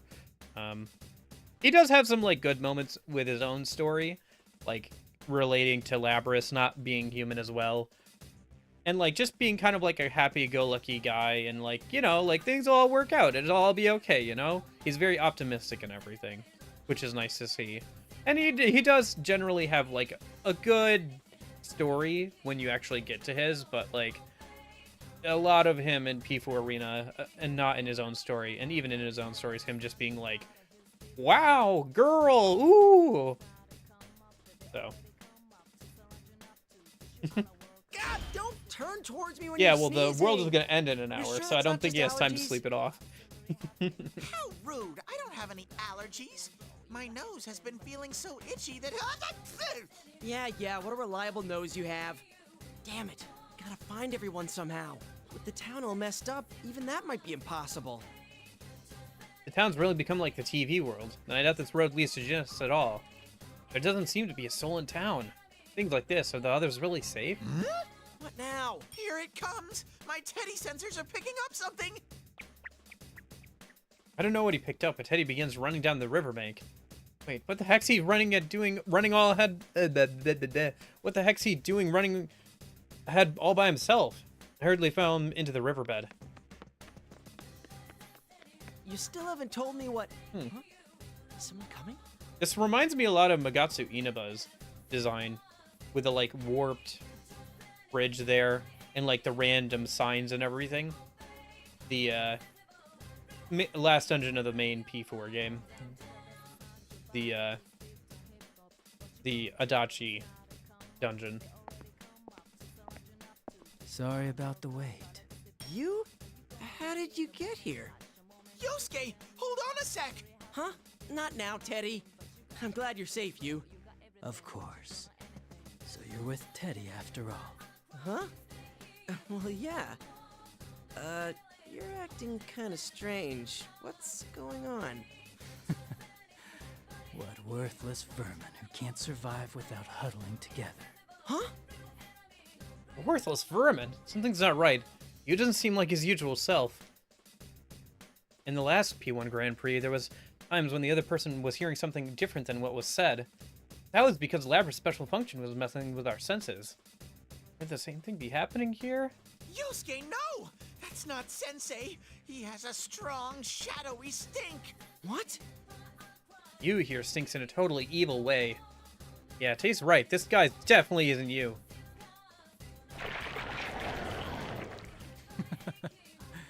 It's too late. Now, bring on the rain. Whoa! What the... When this thing looks like you raises his hand in the air, 4 glowing red pillars fall from the sky just around us, lodging themselves in the ground. Then he has to roll back on instinct to avoid getting crushed by one of them.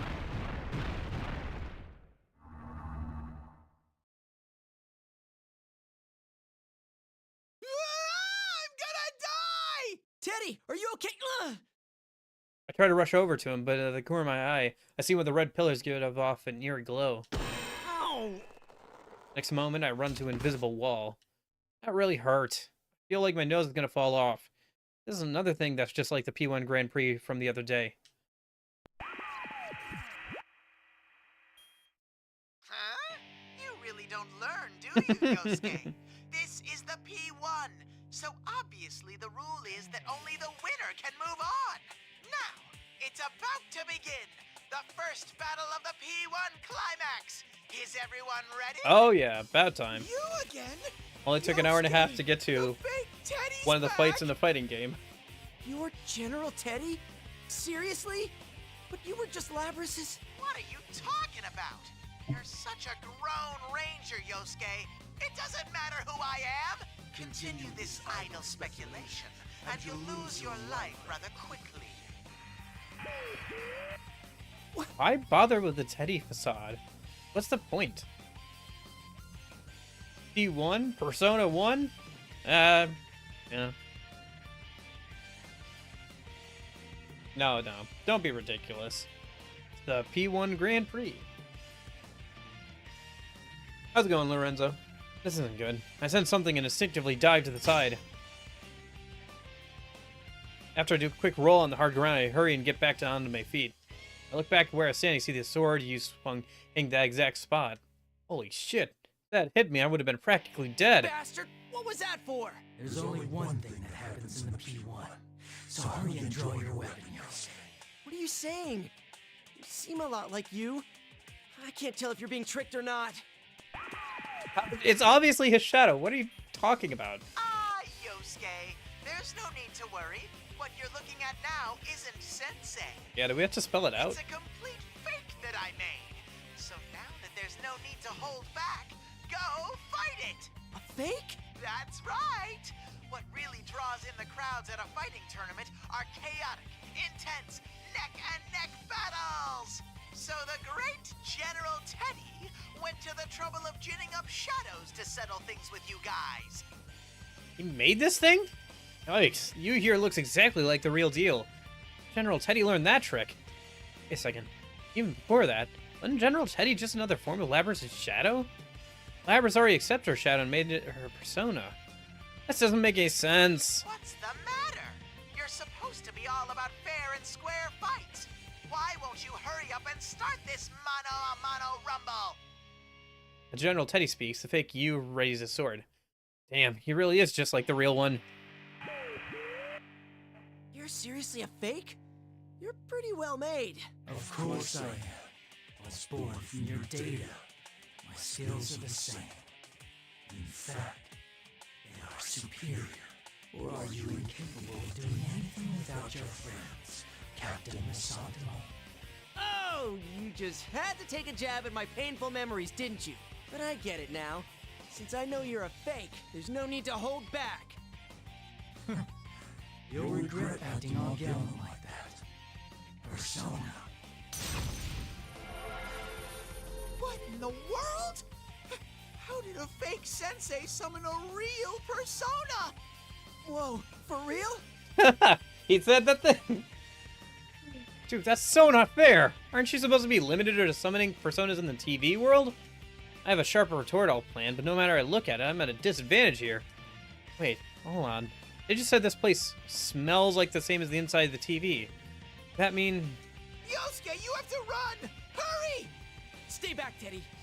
If this seriously is a P1, then we won't be able to go on unless I win. With what's happened to the town, this is no time for hesitating. I'm gonna take a chance and go for it. Come, Persona! Alright. Let's see if they up the difficulty on the AI at all. Because I was bullying them pretty hard at the end of Arena's story. Finally.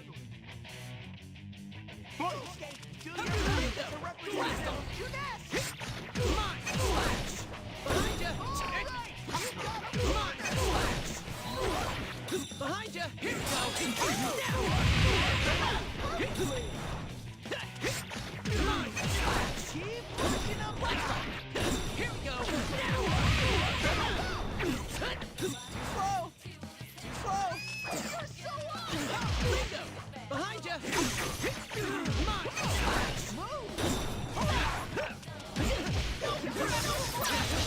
Ah, he got in the combo. Alright. But that's all he got in. Reach out to the truth. Overall ready? I win! The moment I declare victory over the fake you, the red pillars surround us shatter with a tinkling noise. If the P1 rules still apply, that must mean the invisible walls are gone now. Man, even though he's a fake, it was pretty tiring to fight another Persona user. Every time I clashed with him, my muscles were burning up. I still feel like they're prickling. Huh, am I that out of shape? Oh, it must be the effects of the Dark Hour. Dark Hour takes a lot out of you, even if you're just hanging around. It's the basis of the tired mechanic from P3. Yosuke! I believed in you! As if pushing away the red fog, Teddy comes rushing towards me with a tear-stained face and a drippy nose. I open my arms and reflectively dodge him. Yosuke? Dude, what'd you expect? You're practically soaking in fog, tears, and snot. I pretend not to notice his offended look and try and come up with something else to talk about. Well, fake you. Are you? Ah! Whoa!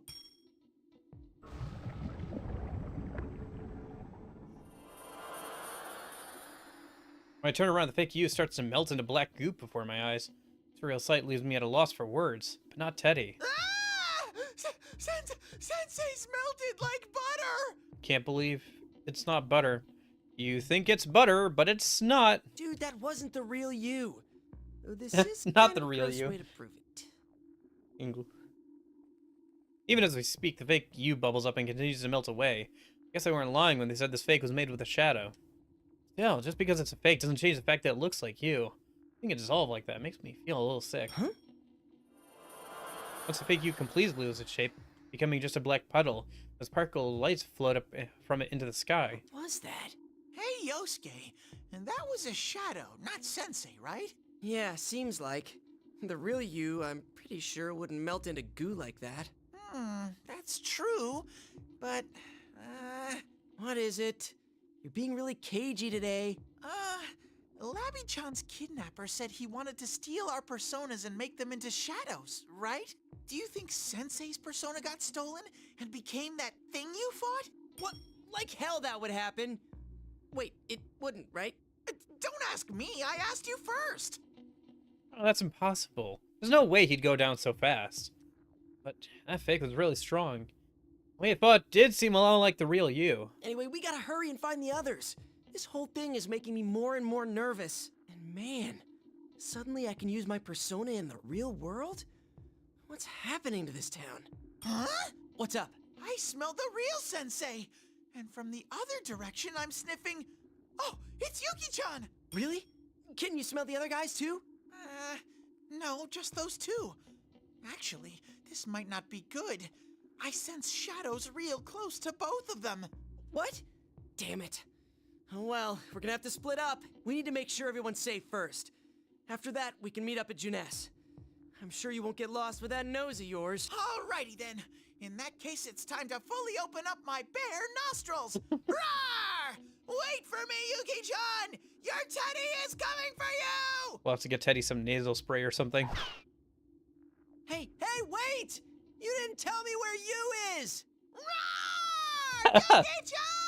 Gosh darn it, Teddy. Damn it, you perverted bear! You are so getting a pay cut for this!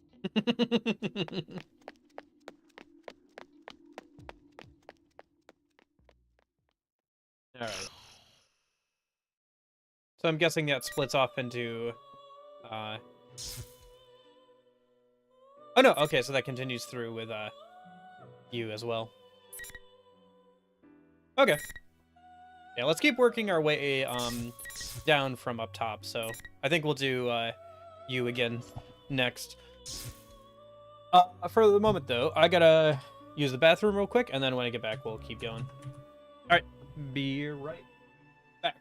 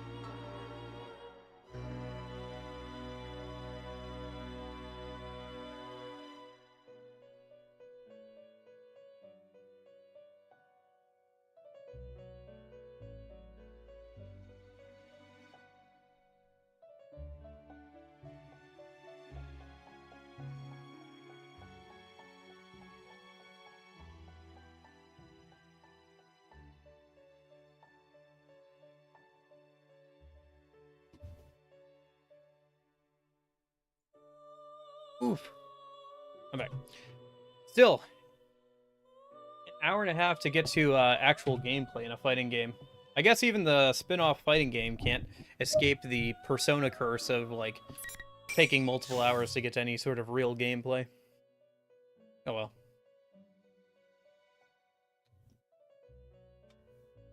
Ah, welcome to the Velvet Room. I know that voice. When I look around, I see an endlessly blue space that I've come to know well. It's the Velvet Room, a place where the ceiling, floor, and even the walls are a deep azure. Exist between minded matter, and not far away from me sit two figures. Did I startle you? No, but... I'm sure that I opened the front door to leave for Junes. I don't remember ever connecting to the Velvet Room before. Or is this a dream? I have business with you today, so I've summoned you. Marie? Another figure steps forth when Margaret, the resident of the room, calls to her. Sorry, I asked her to do this. There's something I have to do right now. Marie, or rather, the minor goddess who now protects this town, speaks cryptically of a crisis. What happened? I can't really tell you because of the rules of this room, but you've noticed, right? Something terrible's about to happen to this town. I'll do my best to stop it, but that won't even come close to being enough. So, you might end up in danger again. Because of this. I see. Marie could be said to be the one and the same with this town. Any problems with the town lead directly to problems with Marie, creating a burden on her. Marie's fighting this too. Leave it to me. I'll protect this town from whatever's coming. Marie looks surprised for a moment at my words. Then she looks down and says nothing. But she's blushing, though. Marie, are you okay? You stupid goody-goody womanizing lame-o. Just hurry and get out of here. Marie. You never change, do you? You're still weirdly insufferable sometimes. That's a mean thing to say to a person who was worried about you. Well, that is like her. Is she supposed to be cute tsundere? Marie always was, like, really weird to me. I guess she's supposed to be cute tsundere? I don't know. I feel like she's more, Soon than Dare, though. Still, she may be toughing it out, but I can tell this anomaly is eating away at Marie. It seems you still have a lot to learn. You may have noticed, but your precious town faces an even greater threat than before. I mean, power scaling, we have to make it even bigger threat. Someone is attempting to merge Inaba with the other world, which you once called the Midnight Channel. What? Fortunately, Marie's powers are currently protecting the townspeople. But that will not last long. What do you mean? A town that's become a labyrinth choked by fog and silence. Inaba exists in a unique time right now. Only Persona users who have accepted their suppressed egos are able to freely move about through the evil red fog. But at this rate, the fog will thicken, and those who cannot use such powers will be swallowed into this world. So that's what General Teddy meant by within the hour. This will be the third ordeal thrust upon you. Or perhaps it is the continuation of the second. Will you overcome it with aplomb this time as well? Go. You can do this. And as for the culprit in this case... Yes? That's odd. Marie's voice is starting to sound hazy. Sensation. I felt it before. It's the feeling I get when I leave the Velvet Room. Wait, no! Marie's not done yet! The culprit in this case. Before I can hear the most crucial part of Marie's message, my conscience is slowly swallowed by the darkness. Dang it. Just when it was getting good. Well, we can't spoil the reveal that soon. We're only an hour and a half in, after all. We can't know who the main antagonist is yet. When I come to, I'm staying in front of the Dojima residence. I can't stand around here, though. As to shake off my fears, I start running towards Junes.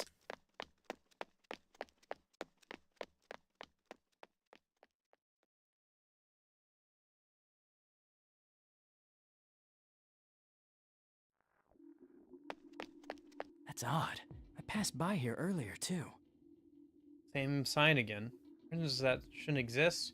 It's like Margaret said, the neighborhoods of Inaba have become a maze in this red fog. I had the feeling the shadows could come crawling out from the shadows of ordinary buildings. Shaking my head at such thoughts. Is this anxiety because of the fog too? Margaret called this a continuation of what happened the other day. When Labrys was thrown into the TV world, her kidnapper said, you got the better of me this time. If this is the continuation of the other day, then that means he's already made his next move. The culprit's objective then was to gather powerful shadows. Is that what he's setting up to do this time as well? Something bothers me. What is it? Is there something I'm missing? Just when I'm about to sort through the pieces once more, the red fog parts and I see a familiar building in front of me. Every day is great at your Junes. Why is it here? Out of the corner of my eye, I see a figure pass by and enter Junes through the front door. It's... Yosuke. What a relief to see him safe. But it looks like he didn't hear me, because he keeps going and disappears into Junes. Yosuke, wait!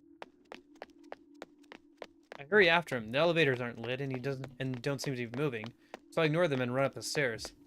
Yosuke looked like he was headed for the food court on the rooftop. I have to follow him. Oh, wait, the food court's on the rooftop? I never realized that. Yosuke! For some reason, I always thought it was, like, in front of the building. Like, the food court would be in front of the building. Not, like, on the top floor or whatever. Huh. More you know.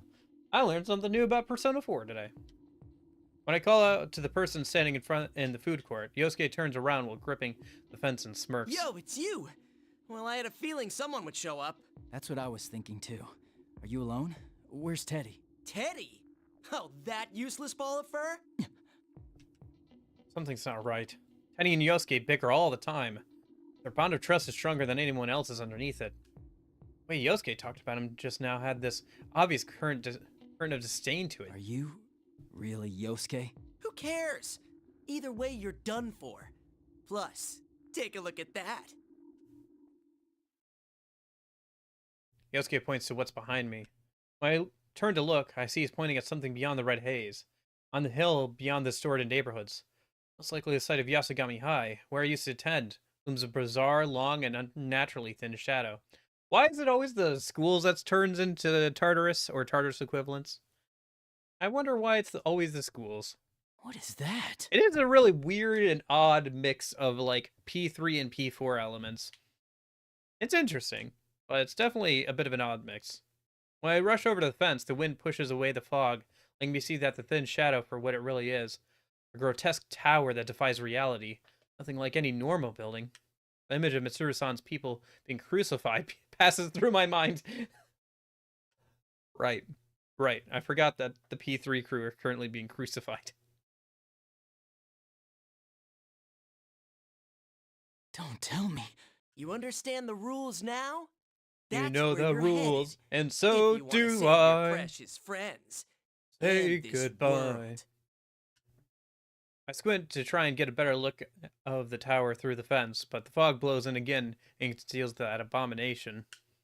As I continue to stare at it, hoping the wind will change, I sense Yosuke move. Persona. Look out, you! As I react to Yosuke's move, Yosuke's persona comes charging in with tremendous speed, gouging the fence with its arm. What's going on here? Persona! And two Yosuke's! Don't be fooled! That's a fake me! Don't get in my way. Persona!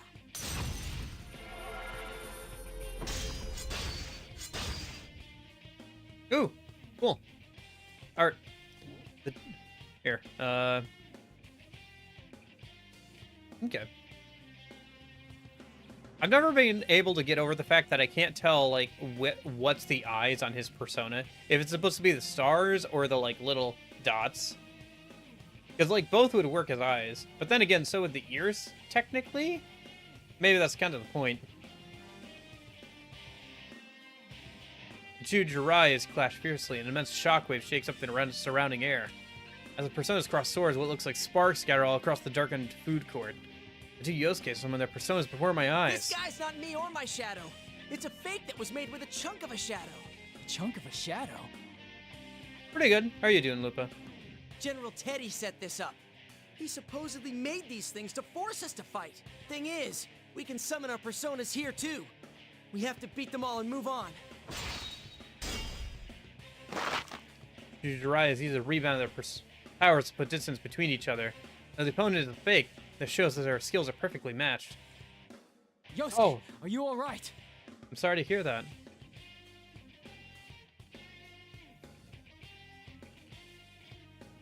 I hadn't heard that. I'm sorry to hear that happened. To be honest, I'm exhausted. But if this is more of the P1, we can't let ourselves lose. Oh, so you noticed too. The culprit behind Labrys's kidnapping is doing this as well. Right. I don't know what they're after, but let's defeat this thing and keep going.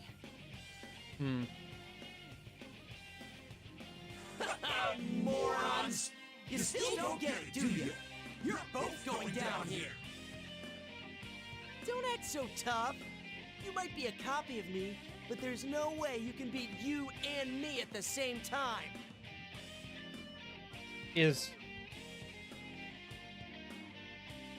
Never mind. I was gonna ask you something, but I'll ask you not on stream. This is more of a personal question. I'll ask you over Discord later. I'm sorry to hear that happen. 2 against 1, huh? We were being all fair and square, but I see you'd rather play dirty. Useless vermin who can't do anything unless you're huddled together. You're completely forgetting the rules. The P1 climax is supposed to be all one-on-one battles. I'm not going to take on 2 of you at once. Now, bring on the raid. Okay. Enjoy your lurk. On the fake Yosuke signal, 4 red pillars follow the sky. The pillars... Okay. Whoa! Same 4 red pillars before. What is this? Come on! First come, first served! Oh, and I guess I'll tell you something else. Ignoring me and trying to run ahead will get you nowhere. Like I said before, if you want to stop the world from ending, you've got no choice but to head to Yasogami High. Now, though, you're already in the ring. Those red pillars create invisible walls. And there's no way to get rid of them but to win one-on-one. In other words, the only way you can save your world is for one of you to defeat me. Damn it. Invisible walls again? What are we gonna do? Can we trust anything he's saying? If I think about the way the previous P1 Grand Prix worked, there's no reason to doubt these invisible walls exist. There's no way to confirm what the fake Yosuke is saying. And even if there was, if beating him on a 2-on-1 fight results in us being trapped here, then it would be a hollow victory. Jeez, you just don't know when to give in. Can't you just go on and fight when it's not against your friends? You already know it's a fake. You. Yes, it's the lovely General Teddy. I've been watching all this time, and what am I seeing? I poured my heart into making fakes who look exactly like you, all to set up a good fight. What more do you want? Can it? With all that fair and square stuff you were saying, were we somehow not supposed to think something's going on with all this? Yosuke, how cruel. I just want to feel your fighting spirit. Though, this is fine with me, you know. At such a leisurely pace, the world really will be destroyed. Now, hurry up and fight to the death!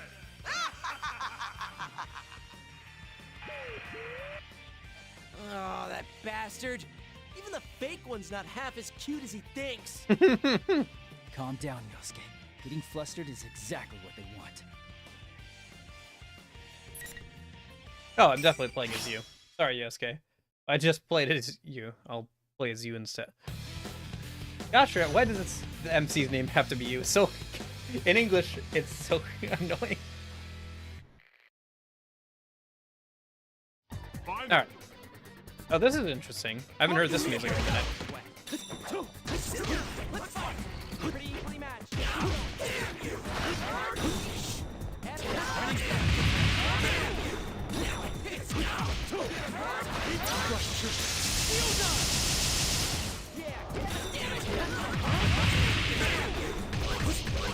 Well, they didn't turn up the difficulty on the AI.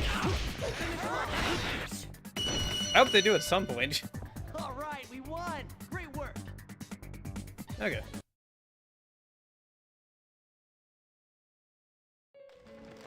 Mostly because I feel like I'm not getting any better at the game if they just keep throwing out the same difficulty AI.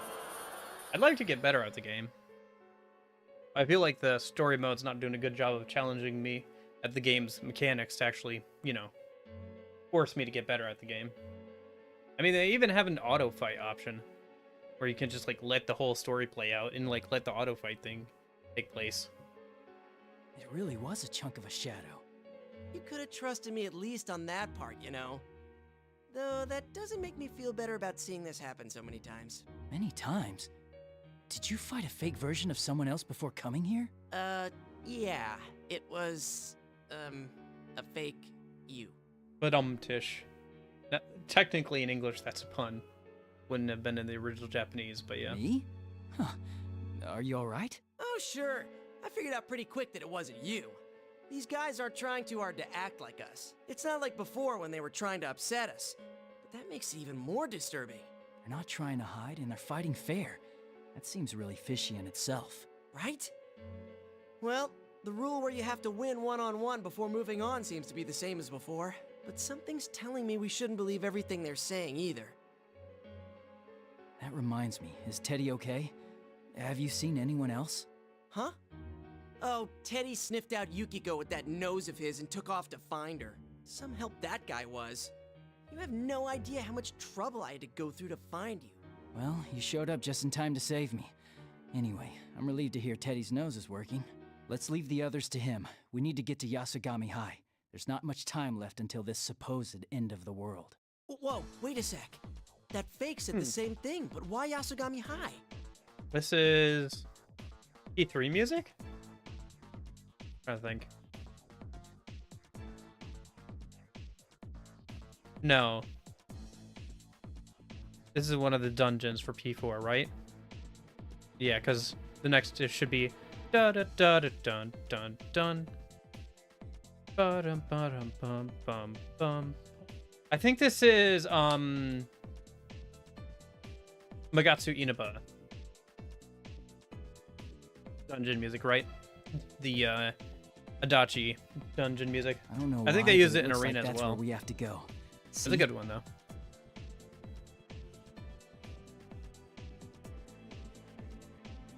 When I point to where I saw the tower, Yosuke rushes over the fence. His flustered expression changes to surprise on seeing the tower looming on the hill past the hazy red fog. Is that Yasugami High? What's happened to it?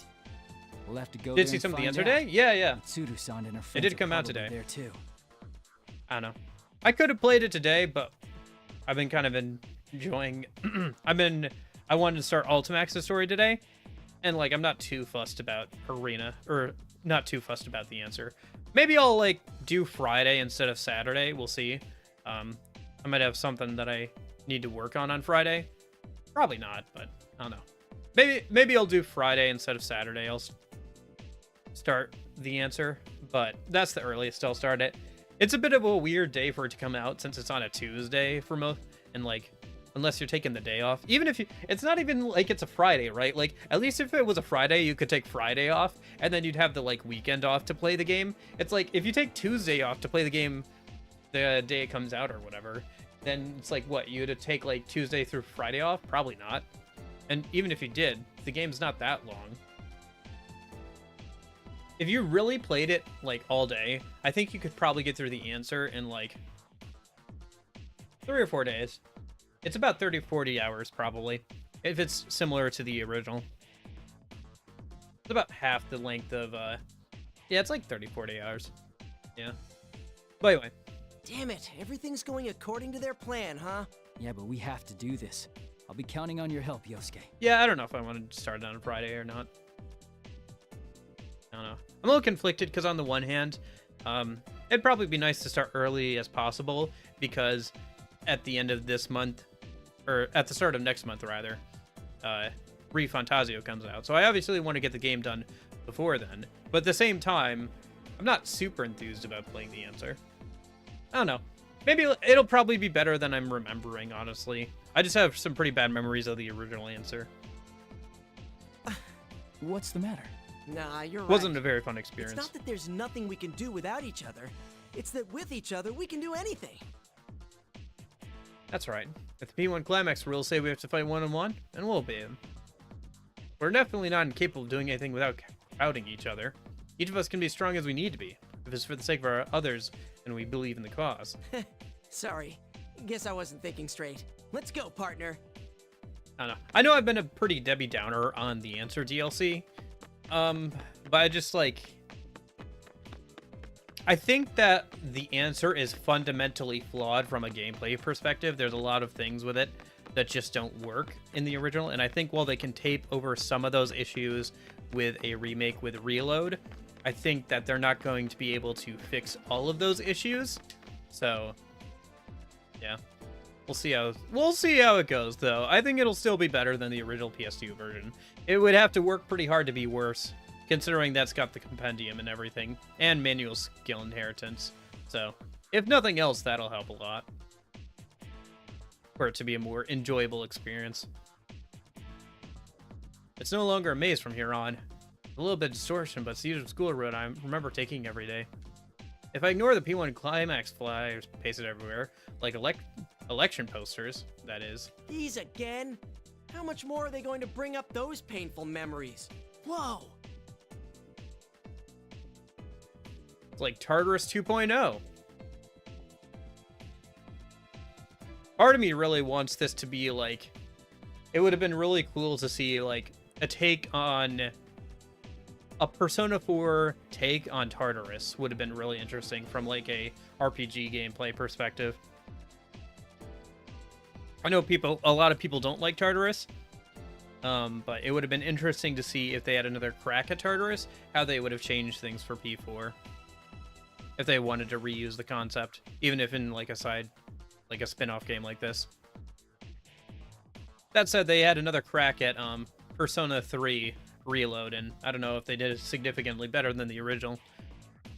I heard Joker was hard, lol. Yeah, probably. That would make sense. It's probably kind of like the challenge fights from Persona 5, but with actually decent amounts of health. Because the whole point of P5's challenge mode was to, like, see how many points you could get. And it wasn't really an actual fight. Where with Persona 3 Reload's Joker fight, it's going to be an actual fight, it seems like. It'll probably be fairly similar to one of the Velvet Room Attendant fights, because the opponent will be constantly switching through different personas and everything. That's what my guess is right now. I haven't seen any of the Joker fight so far. Crap. But... It really is on top of our school. And why is it so big? I want to say I'm surprised that people have already gotten there. You know what? Depending on when it's in the game, like if it's really towards the end of the game that you unlock Joker in the new DLC, then like, yeah, even for a day, it would be crazy to think that somebody could get to that point legitimately. Because, like I said, the answer is like 30 to 40 hours long. Even if you skip all the dialogue and cutscenes, there's not much of that in the original answer, so you're probably still looking at like 20 hours. I guess maybe if somebody... Well, I guess if people got their hands on it early, like yesterday, I guess I could see that. But man, you'd have to be playing like literally non-stop for like 2 days straight to get through all of it, even if you were skipping through most of the cutscenes and everything. Unless this version is shorter than the original. Oh, that's always a good sign. That voice, was that Yukiko? Let's hurry.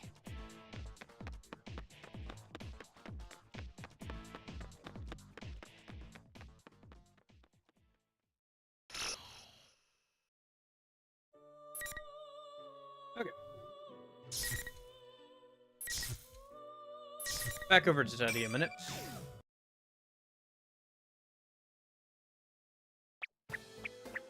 Just you wait, Yuki-chan. I'm coming. More P4 music. It's the same sign again. I don't remember where this one's from. Dead end this time. What's Is this going another on dungeon? I think so.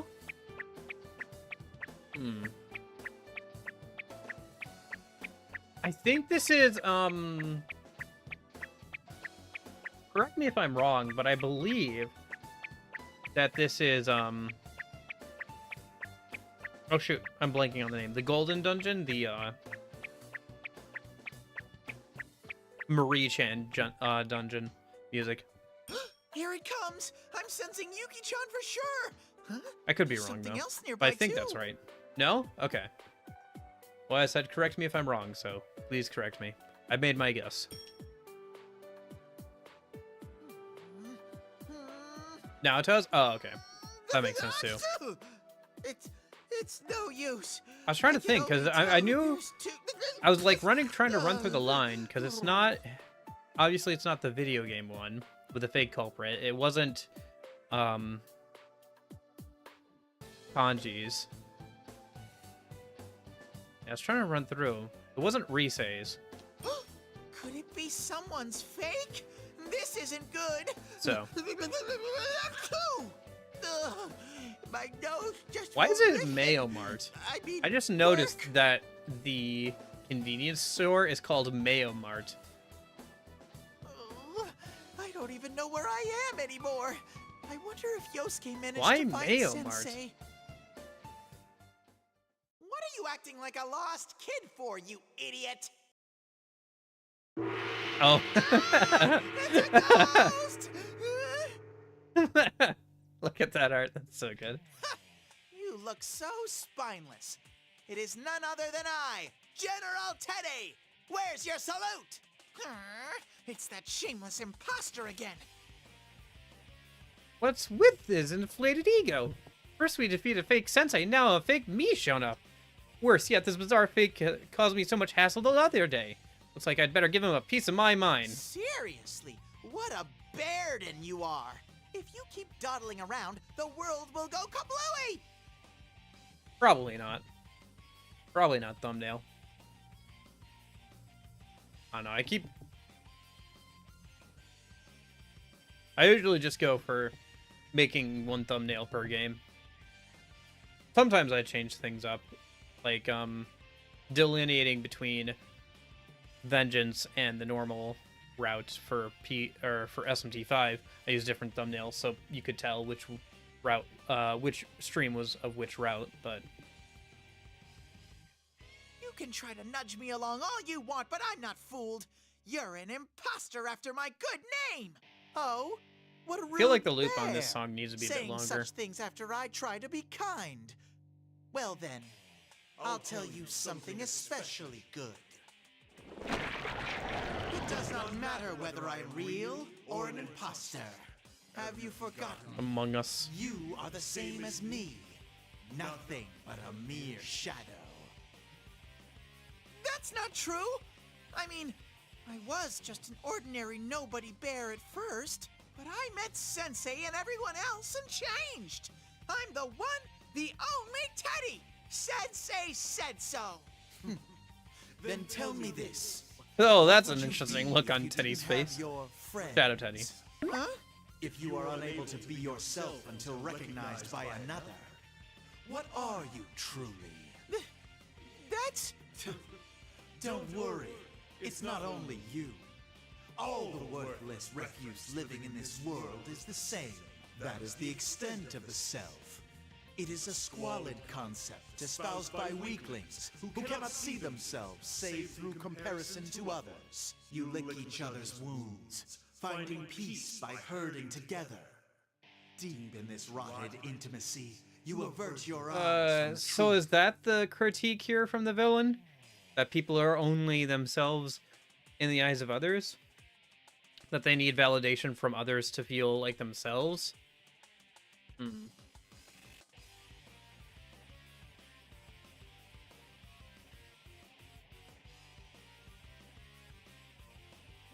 That's not how it is.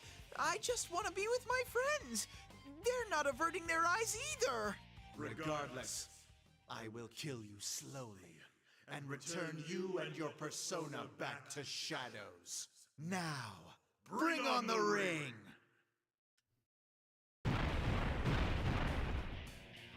What's the matter? Scared? Well then, how about a wager? Whoever wins is the real one. Like I'd let that happen. There's no way I can lose this. I'll do whatever it takes to prove I'm the one and only Teddy in the world. Okay. Mirror match time.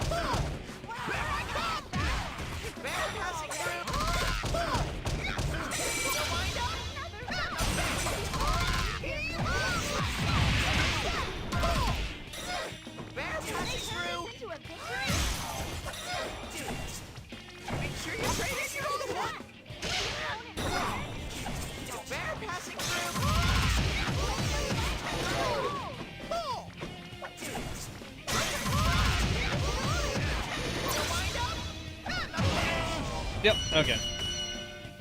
A round of applause for both sides.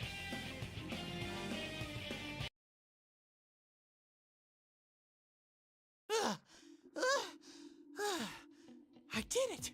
I get to keep being the real Teddy! But was fighting Well, always there's this only one of you, tiring? Teddy. I Thank feel goodness more for that. pooped than usual.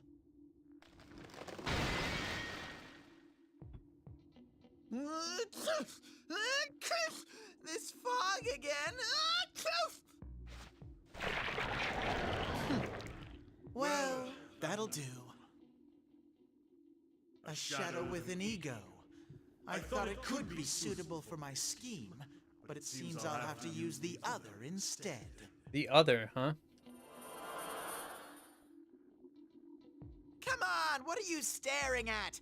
Your friends are already headed to the school. Why aren't you on your way to meet them? Grr.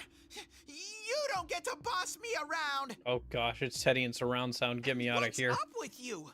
You did all this to the town. You keep telling us where we're supposed to go. If you're the enemy, then why aren't you acting more evil? Yeesh. What a noisy bear. Your complaint doesn't make any sense either. Anyway, just hurry up and come to the high school. We're gonna settle the score once and for all there.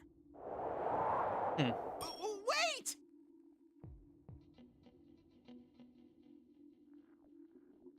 What is that? There's a huge tower standing where Sensei's high school should be. And what's that red fog swirling around? I think I smell danger from it. If the others are headed to the school, then I need to get to Yuki-chan. I'm sure Sensei and the rest can handle everything over there. Rah! Wait for me, Yuki-chan! Your adorable Teddy is rushing to you at once! Oh gosh. It's so funny that like changing his outfit to be like in the original P4, if you change his outfit to like his boy self instead of his outfit self, you don't get the annoying walking sound. Do we do Yukiko or Chie first? Since we just did Teddy, let's do Yukiko first, and we'll do Chie. How are we doing on time? I think we can get both through Yukiko and Chie, and then we'll check the time again. My cell phone remains unresponsive, and the shopping district is still enveloped in a red fog. The General Teddy on this set on the Midnight Channel is true. On a hunch that this is... I do like this. This looks cool. With all the lights and everything over the bus and all that. No two kanjis. I dropped my gaze and sighed before looking back at the two kanji-kuns. Seemed to be having a silent stare-down. Looks could kill. Hey, Kanji-kun. What's up, Yukiko-senpai? What's up, Yukiko-senpai? I can't help but sigh again as the two kanji-kuns respond in stereo. I think one of them is fake, but they act so much in unison I can't tell them apart. What's this sort of thing called again?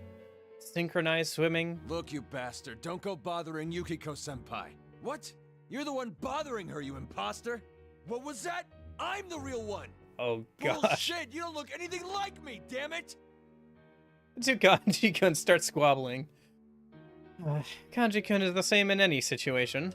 Actually, these two look like they're getting along pretty well. I'm starting to think I could just leave them here. You little... Then try this, goddammit! Tell me exactly how old I was when I last wet the bed. Oh, it was when you were in 2nd grade, right? Why do you know that? Why do you know that? Oh, jeez. Your mother told me once. Sorry, I don't have any more time to waste. Oh, I know. What if we say the one who can summon his persona is the real one? But that's impossible. It's not like we're inside the TV right now. Ha! You're giving up before even trying? You dare call yourself the real me? When you put your guts into it, summoning a persona's no big deal at all. Persona! Oh, it worked. What? Seriously? How's that, Yukiko-senpai? Now you know I'm the real one. Oh, no you don't, you bastard! If you can do it, so can I! Come on out! Persona! Whoa! That actually worked! Hey, what are you copying me for, damn it? What? You're the one copying me! And we're back to square one. If Kanji can manage to summon his persona, I mean, I can use mine? Would just defeating both of them solve the whole problem? That sounds like a great idea. Yuki-chan! Hmm? That voice.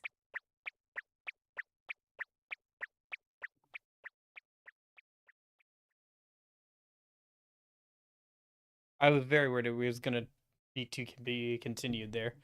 Persona! Ah! Why? How cruel! I'm your precious teddy bear! Huh? Wait, Teddy? Yuki-chan, you weren't thinking I might be an imposter, were you? Hmm? Well, maybe a little. So mean! Just take a look at my fur! It's aberrant that I'm the real Teddy! See? Teddy goes from swaggering around to leaping at me with open arms. I swiftly move out of the way. Teddy ends up embracing the ground with an odd groan. And I wonder if that was a bit mean. So cruel! I mean, I can't tell if you're the real one or not. But I keep telling you I am! I just beat the fake me a minute ago! I want to believe you, but I'm already having a hard time telling which of these two is which. You just need to use the power of love to tell them apart. Huh? You can tell the difference? Of course I can! My love for you would never, ever be fooled by a fake. Then can I leave this to you? Huh? Leave what to me? Ted, perfect timing. You know I'm the real one, right? Ah! A double serving of kanji? So these were the two things I was sensing near Yuki-chan. Mm-hmm. That's why I'll leave it to your love to tell them apart. Impossible! I'm completely, totally vetoing this idea! I mean, there's no love involved! The hell did you just say? You should be able to at least tell the difference, damn it! Ah! Both of those sound like things Kanji would say! So that's the limit of your love for Kanji-kun. Can we just say that they're both fake? That's what it comes down to in the end, right? What? Why are you listening to him? Would that be bad? Of course it would. Assuming that from the start is pretty messed up. Oh, I know. Could you use your nose to figure this out, Teddy? I wish I could, but this red fog is getting in the way. My nose is no use right now. Wait, does that mean you're a fake after all? This is getting very confusing. There's a good, complicated reason for it. Hey, Ted, just do something and tell us apart, damn it. Yeah, you moron. I'm disappointed in you. Two kanjis are worse than one. Okay, Teddy, stay still, concentrate, and... Oh, whoops! My nose got stuffed up. What? Even Teddy can't tell them apart. We'll never make any progress at this rate. What else could we try? Jeez, what a useless bear. You say that, but I bet you're actually pretty relieved. What did you say? You're the one breathing easier, asshole. What was that? I'll take your bucket down! This is getting out of hand. This is so ridiculous. This league combination is such a ridiculous situation. As they continue their endless squabbling, I think desperately for a plan. As soon as I get an idea, I whisper to Teddy. This might work. Ooh, good idea, Yuki-chan. Well then, let's bring it on. People of Inaba, welcome. Oh gosh. It's time for Who's the Best Inaba Resident? Huh? What the? Question number 1. How many stories is Yasogami High School's classroom building? I should know this. 2 plus the roof. We're really doing this? Yeah, it's 2 plus the roof, right? It's 3 stories. You bastard! It was my turn to answer. Yeah, 3 stories should be right. Correct. Now on to question number 2. Every day is Customer Appreciation Day at the Supermarket Junes. How many stories does it have? Oh, I don't know this one. I don't know if we ever get a proper interaction. Oh, now that I think about it, you do ride the elevator to get to the food court. I forgot about that. So yeah, the food court is on top of the Junes. I never thought about that. Huh. I don't know why I didn't put 2 and 2 together there. I don't think we get to see how many floors Junes is usually. It might be mentioned in some dialogue somewhere from like Yosuke or something, but... 2 stories! Correct. Now for question Wait, they have an number elevator 3. for 2 stories? From Shiroku's Guess it is a store, shopping mall. How many buildings away is the Moel gas station?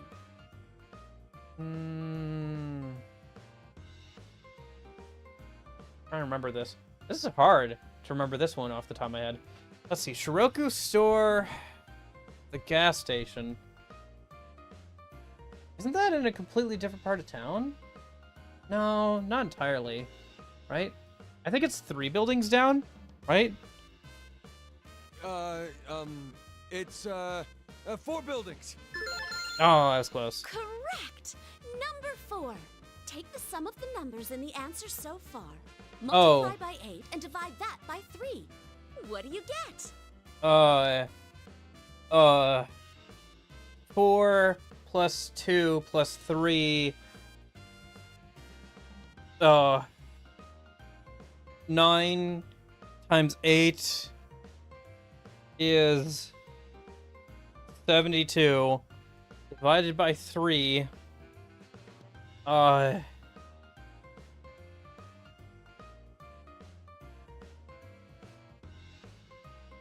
72 divided by 3. Actually, that should divide evenly, so it's not even that bad.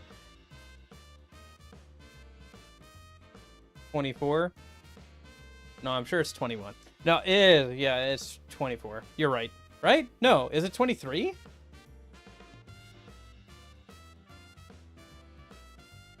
No, you're right. It's 24. My bad. Huh? Wait, what does that have to do with being an Inaba resident? Too easy. It's 24. Oh, that's obviously the fake one. Correct again. And You're the culprit! Teddy and I simultaneously pointed to the Kanji-kun, who answered correctly with a flourish. Thank goodness. Surprising as it seemed, the plan worked. I really didn't think it would be this easy. What? How do you figure? I was right. The PS5 Pro is $700, so I hear. I have no intention on buying it. I haven't bought a PS5 or a Xbox Series X. I'm fine with my computer and playing all the old games I have to catch up on.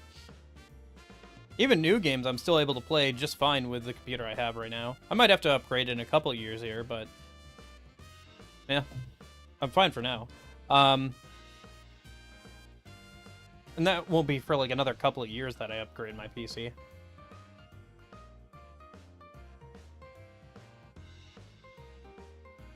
Yeah, I don't know how many more like actual consoles we're gonna get. Well, I don't know. We're still gonna get consoles. I just think that they're gonna be different in a few years. I think more and more things are gonna go digital and cloud-based. Anyway, that's the way Xbox is moving, at least. We'll see if their gamble pays off with that, with Game Pass and everything.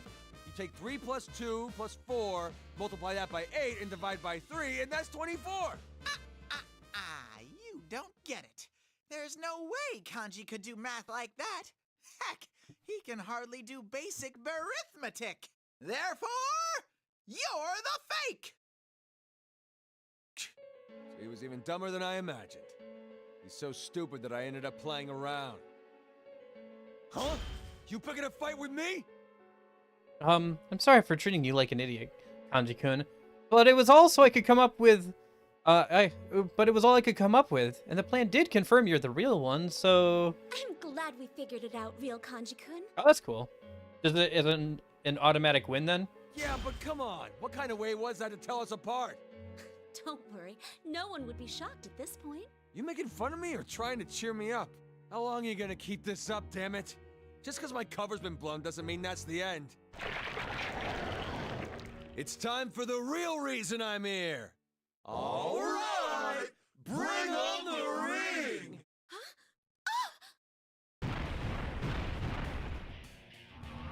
Ah! This again? Kanji seems dangerous. Now let's get this full-on muscle battle going. I can't wait to get you in a hold. This bastard again. A full-on battle, huh? Fine, you're on. That didn't make them any less overblown. Can't we just leave these two here?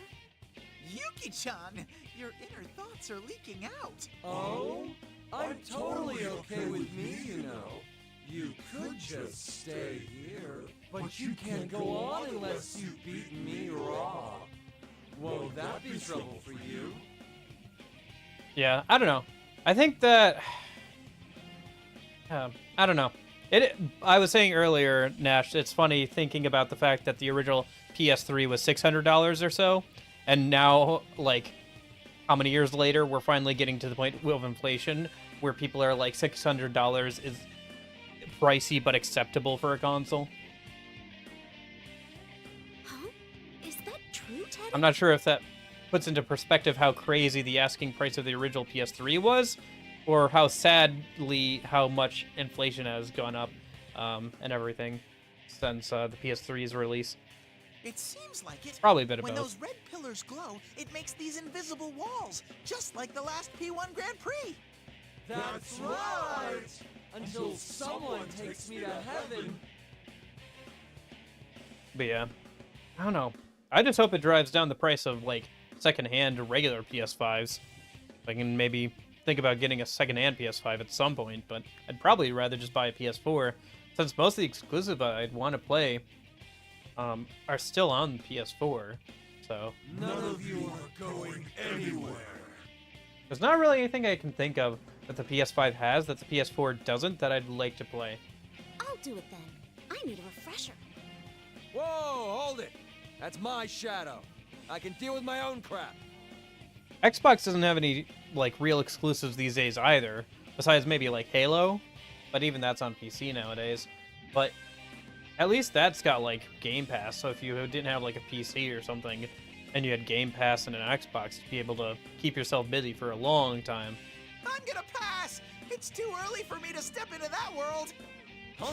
Damn it, Teddy, I told you that's not how I am! Jeez. Well then, let's decide with rock, paper, scissors. That's fair, right? Yeah, we'll play as Kanji. We'll do the mirror match, that's fine. That'll be fun.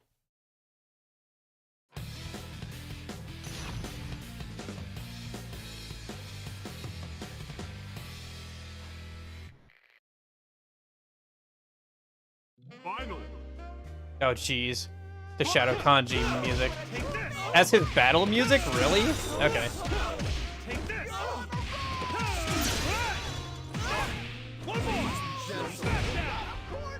Oh gosh, please be gentle.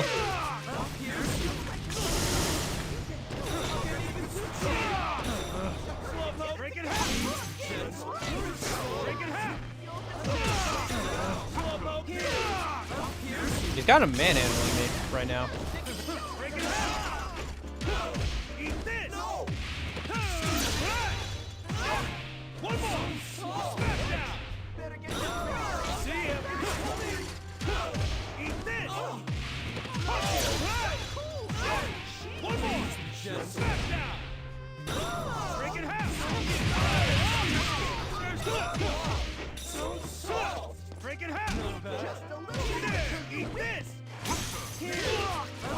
Ah, his counter. Okay.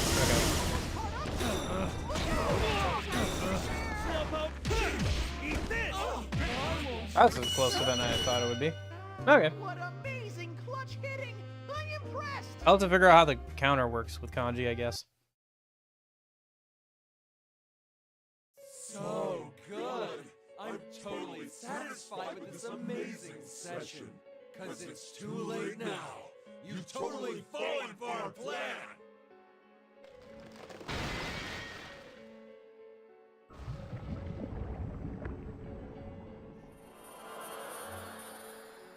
Whoa, what the hell?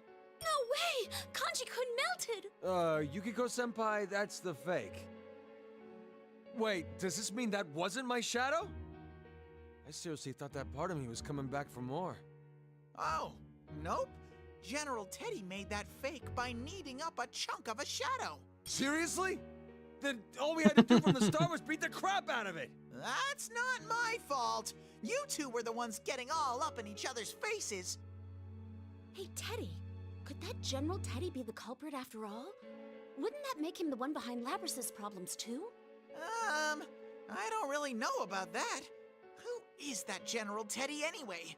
All I know is that he's an imposter of mine.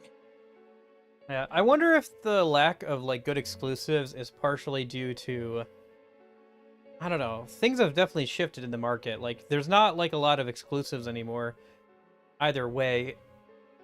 And like the lack of good ones, like what was like Skull and Crossbones or whatever, that like quadruple A pirate game that turned out to be pretty bad. The like one based off of Assassin's Creed's Black Flag's naval combat that was somehow worse than that game. Wasn't that like an exclusive to PlayStation or something? But then it like was kind of meh and charged and wanted like $70-80 for it or whatever. Huh? If you don't know, then there's no way we'd know. So, I don't know. Maybe there's some good PS5 exclusives. There's that like Robo Quest thing that people have been talking about recently. But if he can do this to our town, then he is not an ordinary person. You got that right. Didn't they say On the you other couldn't watch hand, the hijackers maybe when Lapis no got kidnapped? longer having as many exclusives is a good thing. After all, this game originally came out on the Xbox 360 alone, and there was no other Persona games on the Xbox 360. And that's not all. There's one other thing I noticed. It happened to me too, but when Yuki-chan and Kanji were fighting the fakes, tons of these shiny things were flying out. I mean, it's not like Persona 4 Golden or anything was on the Xbox 360. Like, if it was, then that would kind of make sense why the Arena games are on the Xbox 360, but like, yeah. Oh, just one of those weird things, I guess. The closest thing we have nowadays is Epic Games, and like, Epic Games is like where good exclusives go to like languish for like 3 years before properly becoming a thing.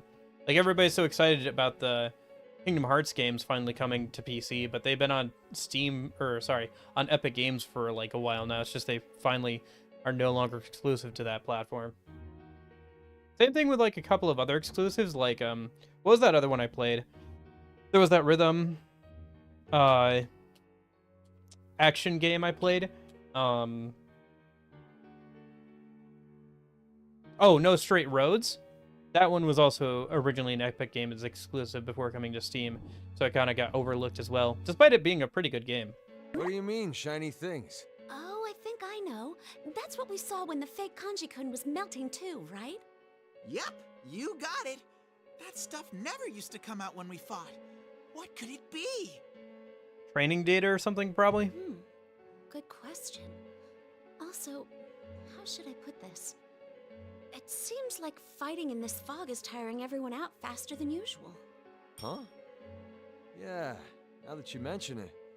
It's like when we would go into the TV world without Teddy's glasses. Huh? That reminds me. We haven't tested out the glasses. Oh yeah, that's a good point. If you need them, I have some right here. No, that's okay. It's true that I can't see very far, but I Well, can still see where I'm maybe going. they would stop you feeling so tired all the time? Why are you refusing glasses? And the exhaustion comes more when the fighting ends, not during the battle. So, what does that mean? When those shiny things come out after a fight, we get really tired? Hey Motox, how's it going? Jeez, you really are stupid, aren't you, Kanji? The shiny things and getting tired are two separate Yeah, things. were you here for Persona 3 Reload? So what? Is that the last time? This is all because you suck at explaining shit. Kanji conjecturing. No, now's not the time for this. Hold on a second. Sorry. What did you just... Yukiko-senpai? Has Yuki-chan lost it? You're right. Sorry. This is nothing.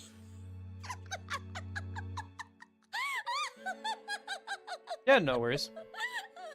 I mean, it's not like I've been playing a lot of Persona or SMT on the weekends recently. I just finished up Yakuza, but, you know, DLC came out this week, so probably start that this weekend.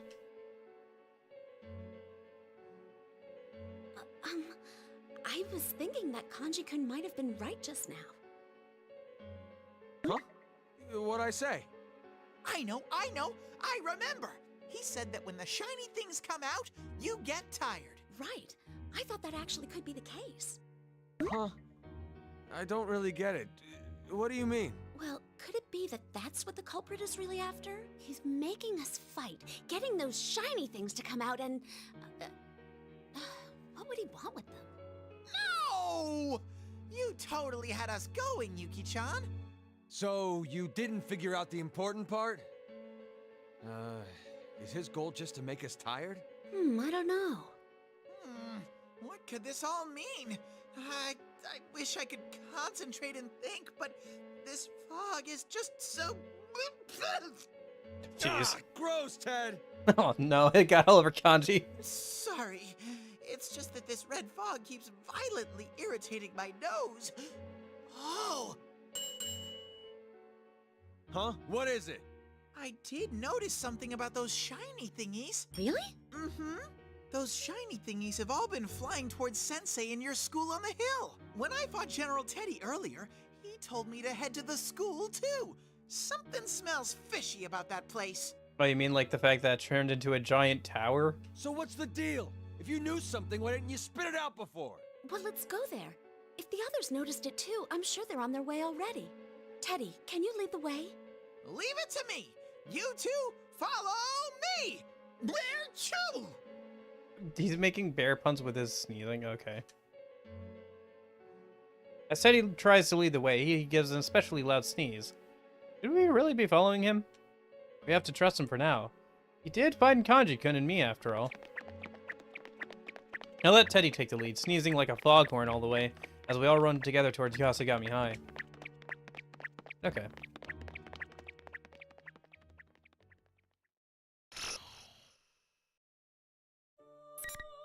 Alright, let's go see what's going on with Chie a minute. And we'll see how we're doing on time a minute. We're actually getting pretty close to the end of the first leg of P4. It looks like. Yeah. Oh, no, wait. Never mind. Never mind. Okay. Yeah, we still got a ways to go.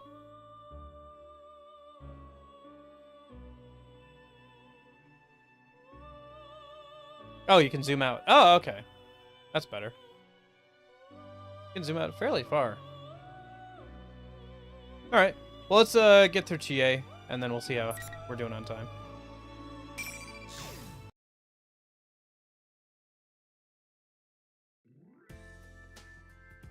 Yikes, is this late already? I checked my cell phone, I seen it's already 11:30 p.m. Looking around now, so there's not that many houses with the lights still on. We're in the middle of the long holiday, but it's almost tomorrow. It really isn't time for a scrawny girl like me to be out and about. Muku? Muku! Jeez, where'd you go? I look around and search for my pet dog. When I saw the rain had stopped and the thunder was dying down, I decided to bring him out on my training after dinner. I didn't count on him getting so scared of the thunder in the distance he'd run away. Oh, This game hard? I brought you. Not really, unfortunately. Leave me alone at a time like this really isn't cool. At least the story mode isn't. And even if you don't want to do the actual fighting and just want to see the story for yourself, there's an auto battle button, so the AI will fight for you. Which I guess is a nice convenience feature, but if you bought a fighting game, but you want to see the story and don't want to do the fighting, it's kind of eh. If anything, I kind of wish the story fights were a little bit harder. By the second half of the original story, I was bodying all the AI. I was hoping for Ultimax they would up the difficulty for the new story, but they haven't so far. So I wish they would honestly up to the difficulty of the AI a bit more, so that way I have to actually learn some of the mechanics that I haven't had to learn yet, like counters and different things like that. But yeah, no, it's pretty easy to body the AI with your basic combo if you really want to. I stare at my cell phone and then shake my head. Yukon's probably spending some quality time with the Dojimas around now. His long holiday was already kind of ruined by that weird case, so I shouldn't bother him again. Oh yeah, Yukiko! But wait, she's busy. Oh, if I told Yosuke and Kanji about this, they'd definitely make fun of Also, me. this is the first time we've ever heard about Chie having a dog. Oh, there's always At least Teddy. the first time I can remember. Yosuke would still find out. Oh, sheesh.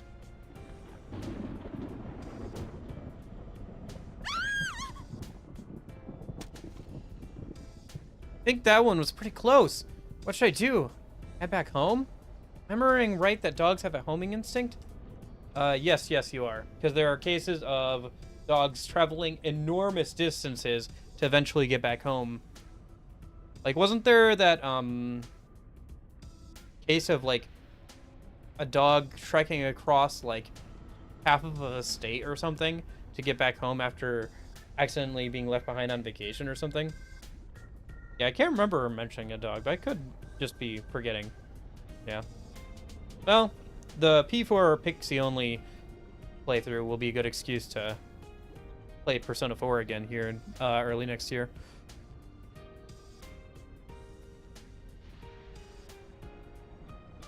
While I try to figure out what to do and pick up the cell phone I dropped, I happen to notice the phone's clock. Like, it's only a few minutes to midnight. Why did it get so late? I'm still staring at my phone dumbfounded when the clock's display suddenly disappears. No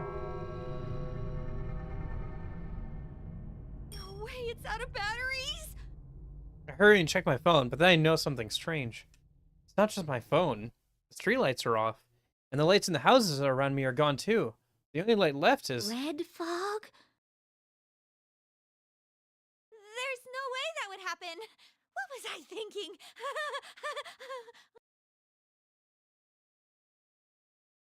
Wait a sec, what's that?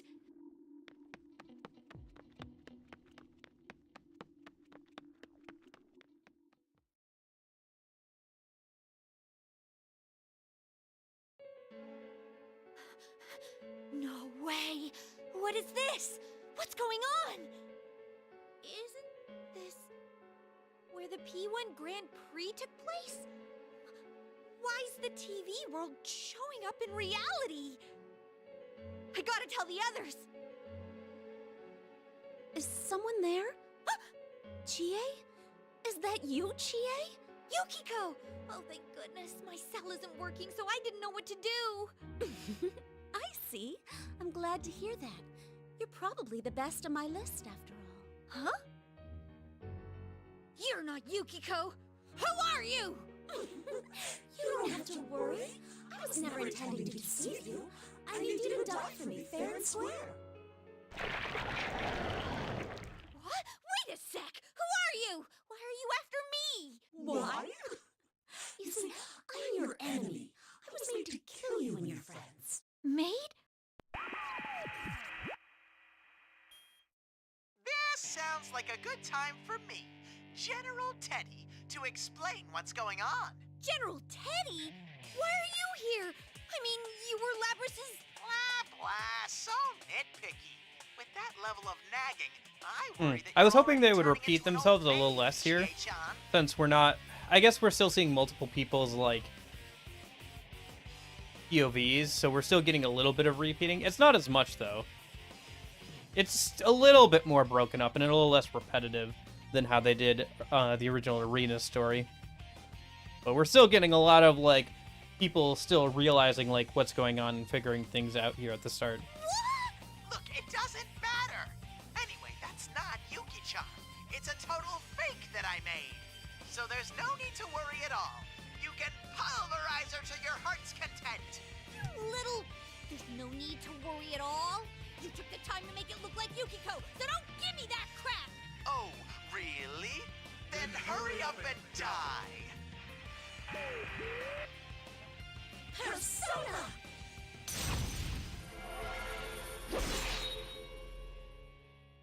She can use a persona? Huh? How?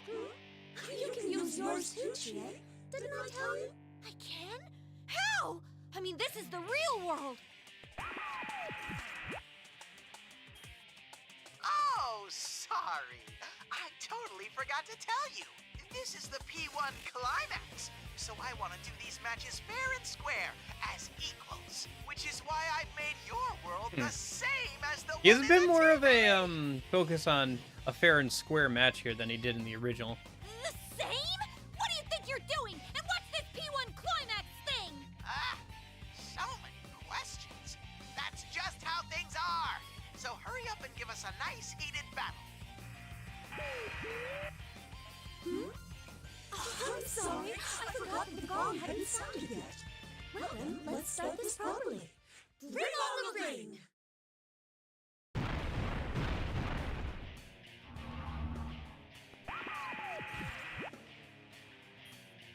I'm not in the mood to drag this out, so I'll just give a short rundown. Thank the you. rules are simple. Win Please and keep you it get short to and move simple. on. We've already seen this like 3 And you're times. stuck here. By the way, the stupid Kirijo people are captive in the big tower right in front of you, Chie-chan. Oh right, Chie didn't see the like fact that like the P3 guys are like crucified right now. Like 'cause she wasn't near a TV when the midnight hour started. But never mind that. If you and your friends don't win before time's up, the world ends. Do you get it? What? The world ends? Hold up a second. What are you talking about? It's all up to what you do from here. You understand the situation now, right? Then, shall we begin? How can I understand the situation? There is a lot more like character art here than there was in the original, though. I think pretty much all of the characters have had at least one piece of like full, like splash, like kind of like art for their story so far. So that's cool. How can I understand the situation? But our town is a mess, and it'll be left like, if it's left like this, there might not be any going back. My town, my school, all the things I want to protect. Make up my mind and take a firm stance. Yeah, I get it now. I get that you're the enemy, and that this is just more of the P1 Grand Prix. Amazing, Chie. It's almost like you're actually a smart girl. Well, sorry for my lack of brains. Jeez, this is harder to do when I'm up against Yukiko. But I won't hold back. Come, Persona! Okay.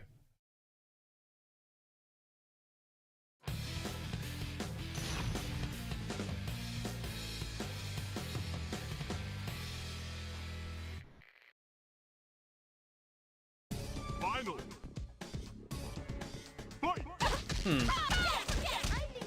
This is more dungeon music. This isn't Yukiko's dungeon music, is it? I think it is.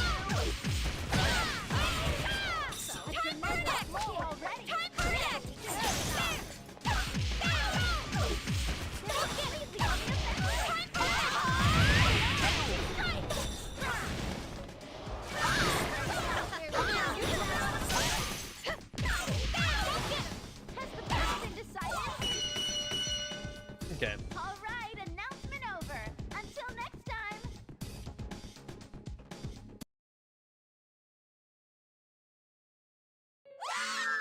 Oh jeez, what's with that face? No eyes face.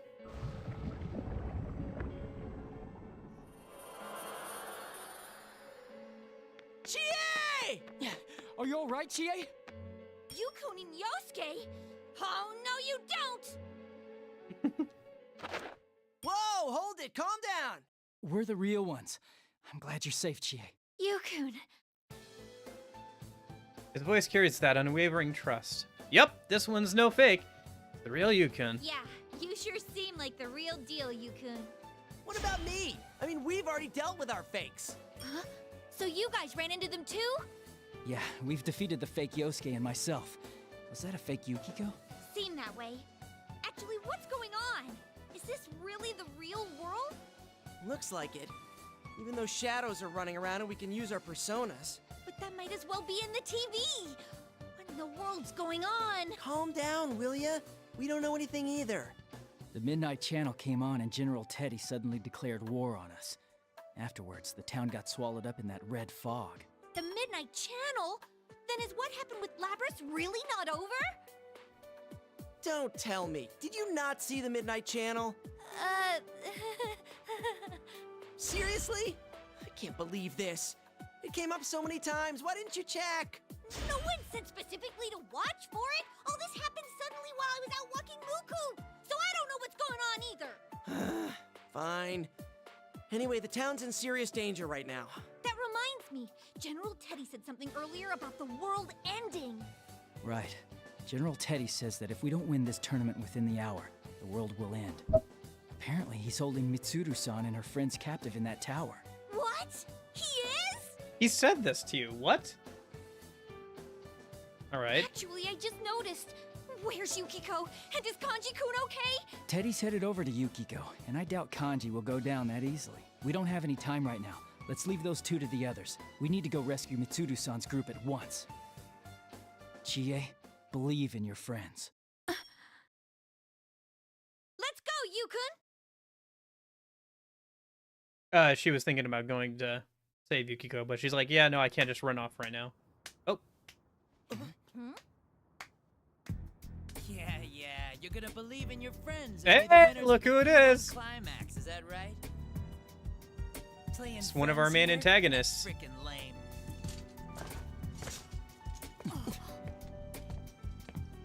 My name's Sho Minazuki. Yeah, I checked that You guys earlier, are in Nash. my world now. I downloaded the DLC and hit the new game button just to see if anything would no carry need over. To get all nervous. I came all this way to say hello. But I think what I'm gonna do, Nash, is I'm gonna play in the hardest difficulty, and I've uninstalled the Persona DLC, so I don't have any of the P4 or P5 Personas, because I want to get a better handle on the combat and like what's actually good and how difficult the game is without the DLC stuff, and without relying on the compendium from my original playthrough. So I want to get a sense of like how difficult the game actually is, because I feel like I didn't really get a good handle on, I didn't really understand, or like, because like I made that tier list video and I completely misunderstood how Akihiko's thing works, partially because the text is poorly translated, but also partially because I never bothered to try and figure out how his thing actually worked, because I didn't have to, because I was just kind of autopiloting after the halfway mark with the Persona 5 personas. The only thing I'd actually think about during that playthrough after the halfway mark was, or even after, like, the 1/3 mark was, the, Elizabeth fight. Yeah. Oh, did they keep the Naruto run? That's nice. What is this? Even though we were standing a little ways away from him, all three of us are suddenly glued to where we stand by some immense pressure. Like we're suddenly at the bottom of the ocean. My legs! I can't move! It's not like we're being pressed against the ground. It's just like an intense pressure, pressing on us from all directions. Oh, somebody turned up the gravity. We're in the training chamber. I've never felt anything like it before. But it's making every bone in my body creak, like they could snap at any moment. You look like you're in pain. The look on your faces is just epic. Oh yeah, that's the stuff. Man, this power's useful. Oh right. Good evening. I'm Sho Minazuki, the culprit behind these shenanigans. I don't know if you're the true culprit. I think you're just the muscle. Considering it sounds like you were just given this power. That's right. I'm the one that invited you here, and I'm showing myself right now. Now that I've shown you the way here, it's time for a showdown with Sho. Get it? Bullshit! That ain't funny! What's the matter? Laugh! Wasn't it funny? Come on, laugh! Yeah, he's trying. The VA's trying, but he's got to go more crazy I'll with it. dismantle one of them. I doubt that'll matter much. Forgive me, but his voice sounds a little bit like, oh, who's the YouTuber I'm thinking of? Ah, shoot. I'm blanking on it. His profile picture reminds me a little bit of him, too.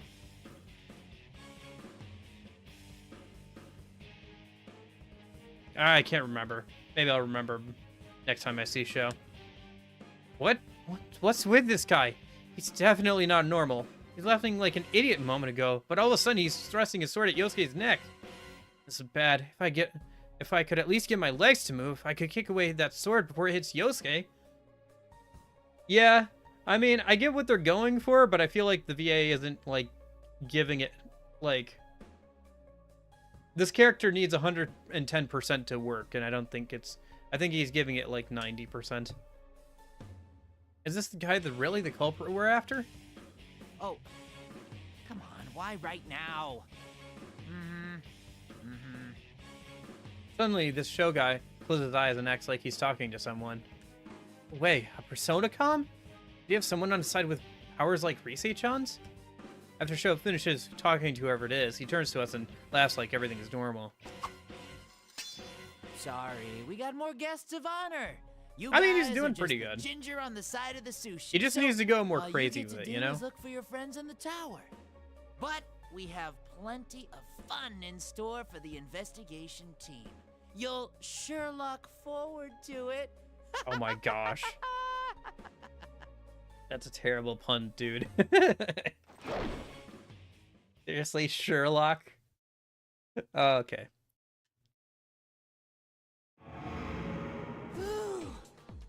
Damn it! What's with that guy? Is he really the culprit? We have to hurry and go after him! He's way too dangerous to leave him be! No. Teddy, Yukiko, and Kanji are still in town. It gets worse, Teddy's trust nose me. is working. They may Oh, be I'm up sure already. he'll not stop punning around. So we're gonna leave that guy to just Teddy and Kanji? I mean, Naoto and Rise might find their way here, but... No, that Show guy said they have more guests of honor now. At the very least, he's not after us for the time being. Oh. Wait, but what's that supposed to mean? Who are these guests of honor? When we watched the Probably Midnight the P3 Channel, people. Labrys wasn't one of the captives it showed. The Shadow Operatives are Mitsuru. Yeah, Labrys, Yukari, no one said the Junpei, ones we met are and... the only members. If their leader is in danger, it's only natural they'd send a rescue squad. Oh, right! Also, after the thing with Labrys, Mitsuru-san mentioned something about maybe having some idea who the culprit might have been. If that culprit is the Show we met, it wouldn't be strange if he already knew Mitsuru-san and her team from before he met us. So, the guests of honor he mentioned could be the other Shadow Operatives, come to rescue Mitsuru-san's group. That's right. Show is underestimating us. If Yukiko and the others meet up with the Shadow Operative backup, they won't lose easily, not even to Show. Wow, you really are smart. All right, if that's the case, we should get up this tower quick and rescue Mitsuru-san's group while he's not around. Yeah. Hey, you better start walking. These things usually have like 240 floors. It's gonna take you a while to walk all the way up.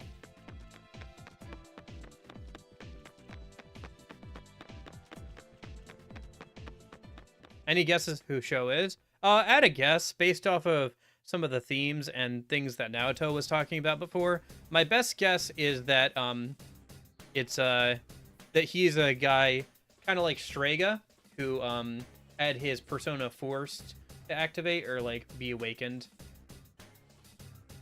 with like the same kind of like drugs and stuff. That's my guess, at least for right now. It's good that we got in... Nope. Okay, fine. I'm wrong then. I guess we'll see what it is. It's good that we got into the high school. But just as I thought, it's nothing like the Yasogame High I remember. Really? It looks pretty similar to how it was during the P1. Original palace. You're way off? Okay. It's even more distorted than the TV world version of the school we saw when we saved Labrys. Okay, I'll think about it more and try and come up with something else then. And with the red fog creeping in, it's 3 times as eerie as last time. I walk in nervously, like I'm behind Yukun and Yosuke. Yeah, this is so humiliating. It's the same here as in town. The layout of the classrooms is all out of whack. I wonder how long this hallway goes on for. We keep passing by the same rooms. That reminds me. I remember a story like that. Something about the 7 mysteries of the school and a hallway that loops endlessly. Who haven't we seen yet? Well, it's gonna be dumb if he's like the inverse of the P3 MC, but I only say that because he has red hair and the MC has blue hair. But that's a very surface level thing. It's like, oh, this guy has blue hair, this guy has red hair. But other than that, thinking about redheads, the only other redhead I can think of was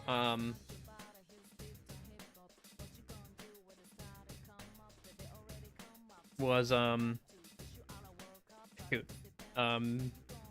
Ooh, who's the girl in Strega? She was a redhead too. I mean, someone else? Oh, you mean the one pulling the strings?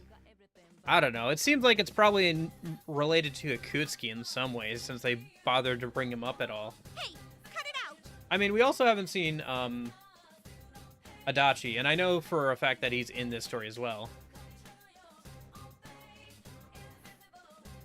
So, do you think that show guy really is the culprit? Who knows? It's pretty suspicious that he's taking credit for all this, if you ask me. Then again, he didn't I mean, seem like there's an ordinary guy. Oh shoot, I'm bad with names. The guy who dies in P3. There's Akinari. Is that right? No. Akinari is shoot. Is that the right name? Anyway, don't spoil anything too much for me. Honestly, you probably should just laugh and nod when I said that it was Cho was a Strega person. When his eyes gleamed red, I lost control over my muscles. Like he commanded them, don't move. If that was a type of hypnosis, it's pretty powerful. If Sho is the culprit, he could have controlled those hijackers the same way. Hey, wasn't he wearing our school's uniform? Huh? Oh, now that you mention it, it did kind of look like it. I'm sure of it. I've never seen a school uniform like that besides ours. Then does that mean Sho goes to Yasogami? What? You're serious? Is it possible for us to not know about a guy who sticks out that much? What is P3 guy who dies? Well, I guess that is technically a guy in P3 who dies, but I was thinking of the party member. Cooks, Battle Axe, Shinji, yeah, Shinjiro. I mean, Shinjiro obviously isn't around anymore. I did think from last time that the culprit would be someone with ties to Mitsuru-san. I still can't shake that theory. Yeah, let me think. Somebody with ties. I mean, I'm a little suspicious of the, like, public investigation people. No, it's not gonna be Femsi. Shinjiro's not alive.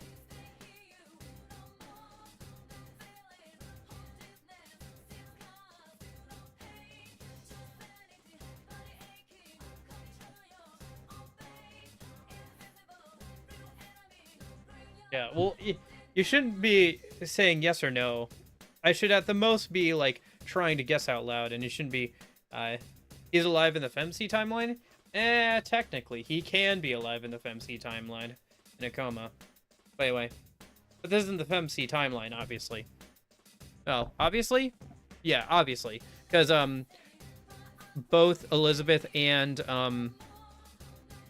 Aigis, when they see you, think of another guy. They don't think of another girl.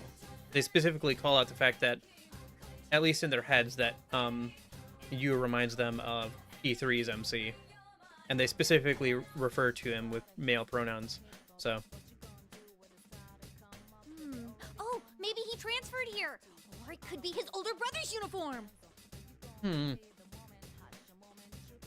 I think. Dude, don't go drawing up the culprit's whole family tree just on a hunch. I bet he's just a ghost or something like that. Maybe he has a grudge against our school? The moment I tried to raise a protest about Yosuke swerving the conversation back to a ghost story. It's funny, but it's probably actually somewhat accurate. Beyond that he's a God. ghost with a grudge. Oh.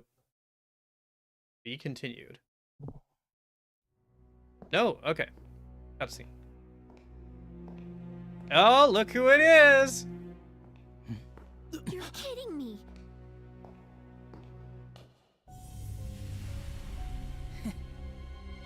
Hey guys, long time no see. Are you serious? Adachi-san.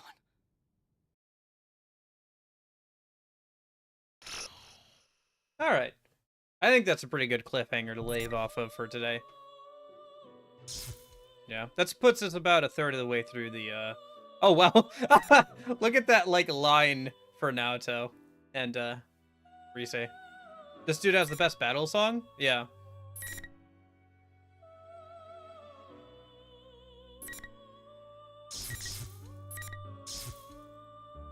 Yeah, all the music of, this game is really good. Of Ultimax is really good. Yeah, I think that'll be enough for today. We can get through some more on Thursday here. Yeah, I'm not sure if I want to do a Friday stream for P3 Reloads DLC. I still have 0 P dollars or whatever they are. You get those through doing the fights. I think it lets you unlock some stuff. Not sure though.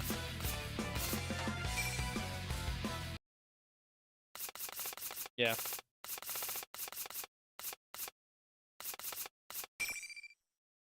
You can look at the, like, sprites and stuff, I guess. I wonder if there's a jukebox somewhere. There's a theater. Anyway. Oh, that's right. Isn't there, like, a golden arena mode where you, like, get stats and stuff? That's kind of interesting. Maybe we'll have to try some of that. Yeah, I think even after we finish Ultimax's story, it'd be kind of fun to mess around with some of the other modes and stuff. And I promise to let you guys kick my butt some. So that'd be good to do.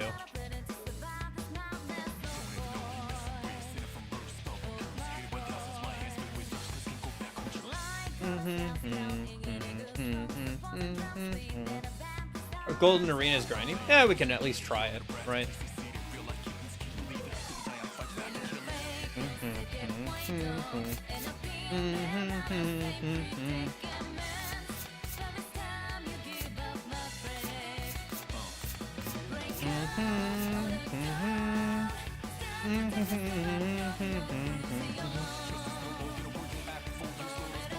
Yeah, so it says artwork and music. Is there... Because this is all illustrations. These are the movies. Voice and sound effects.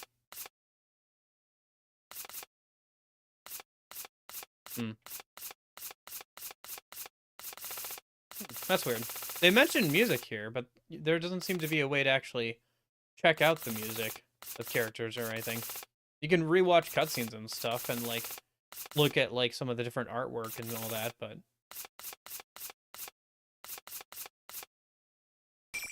Oh, here it is.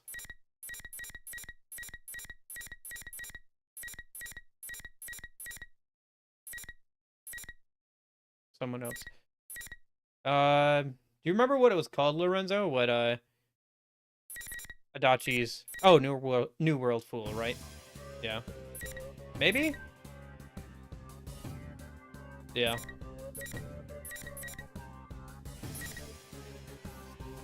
Where's,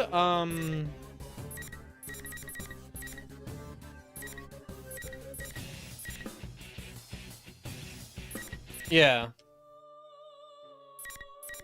No, where's...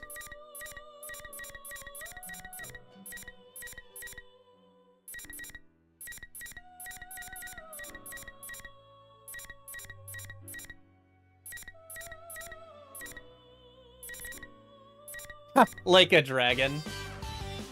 Like a what?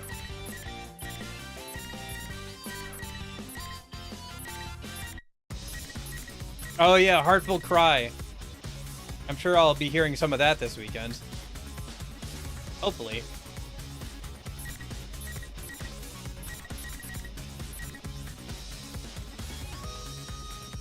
Ba-da-da-dum. Ba-da-dum. Ba-da-ba-da-bum. Yeah, the original of this is, I believe, one of the battle themes from the answer. I think it was one of the boss battle themes, if I remember correctly. Maybe it's just, yeah. It wasn't the regular battle theme, but it was like one of the boss themes. There's probably a version of it in the new answer. I hope there's at least. As you can hear from this remix of it for P4 Arena, it's pretty good. Do we have time to hear Adachi? Yeah, I'm trying to look for it, but I'm not sure what it's called. I just don't know like what his background music is called, actually. Or there's Battle Hymn of the Soul. That's always good. I wish there was like something like that for the fights with Elizabeth and Margaret in the actual games. Noah's lines? Oh. This is probably it here, right? The Joker. Or maybe Fool or Clown.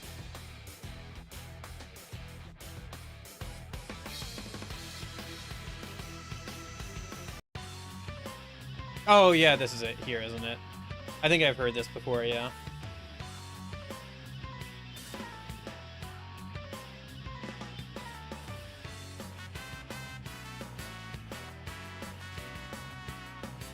It's interesting how, like, Adachi has ended up with, like, multiple different battle themes, if you count the animation one as well, with, like, the rap battle. There's an Eminem version of this? Yeah, that makes sense.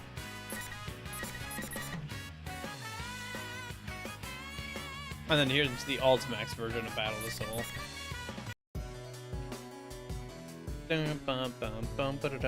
This one's really good, too. Yeah, I really wish there was like a remix like this for the Elizabeth and Margaret fight in their respective games. You could probably mod that in at this point pretty easily into both the games.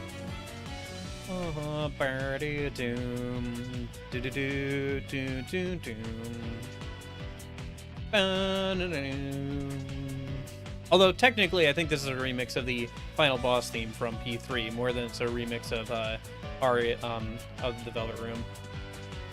Virgil versus Les, who wins? I need more power.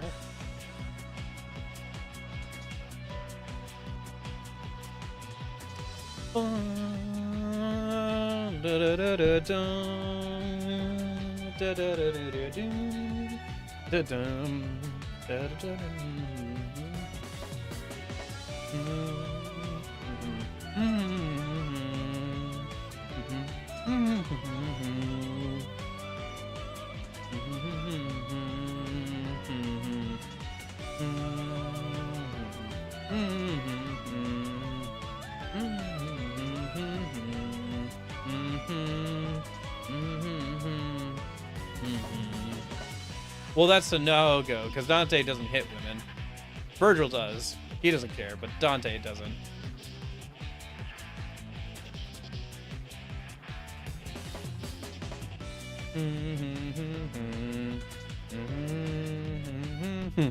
Yeah, it would be funny to see Dante in, like, a dancing game, or, like, a rhythm game, but it would also make sense.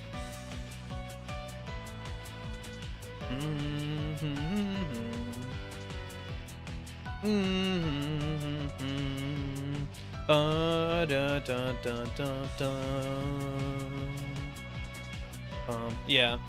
Was it Dr. something? Is this really Dr. Strangelove? Am I misremembering that? No, it's like Faust, right? Dr. Faust or whatever is the name of that.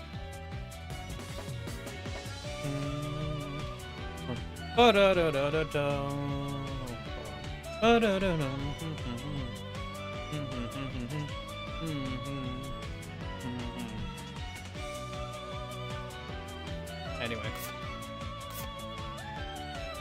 Oh yeah, you wanted to listen to what? Oh gosh, they're not labeled. Holy cow. Oh wait, this is System Voices. Oh, that's why. Yeah, here we go.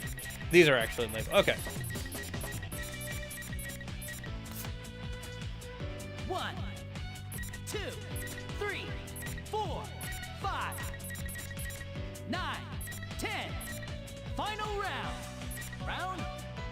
Fight. Action. Go. Just go. Just go. Oh, it's a round call.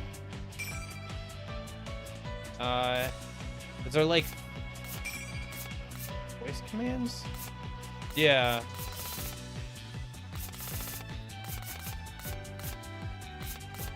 Oh, here it is.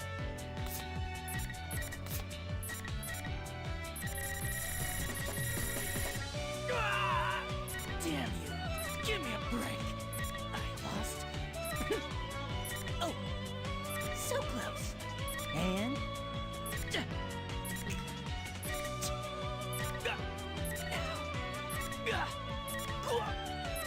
Ouch. Brutal. Man. Damn it. Bastard. Bastard. That wasn't nice. Whoa. Yeah. Damn. Yep. Not gonna work. Pay attention. Eat it. How about this? Go. Knock him out. Yeah. Adachi in a white box. Eh. Wonder what the shadow one sounds like. Yeah, yeah.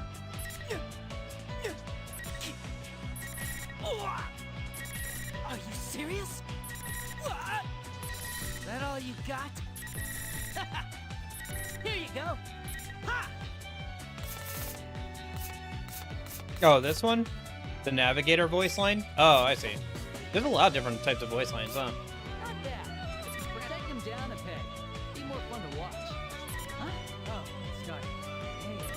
Mixing isn't good on this. Here, let me see if I can switch the background music so it's not so, Burn My Dread, maybe. Oh, it's the intro? Burn My Dread too? Dang. Why is this here? Why is this in the game? This is the intro music for P3 Fez. Where they use that? Yeah, and that's like Memories of You. Why is that even in here? Oh gosh, Jeep mentality. The P4. Right? No, this is the P3, yeah.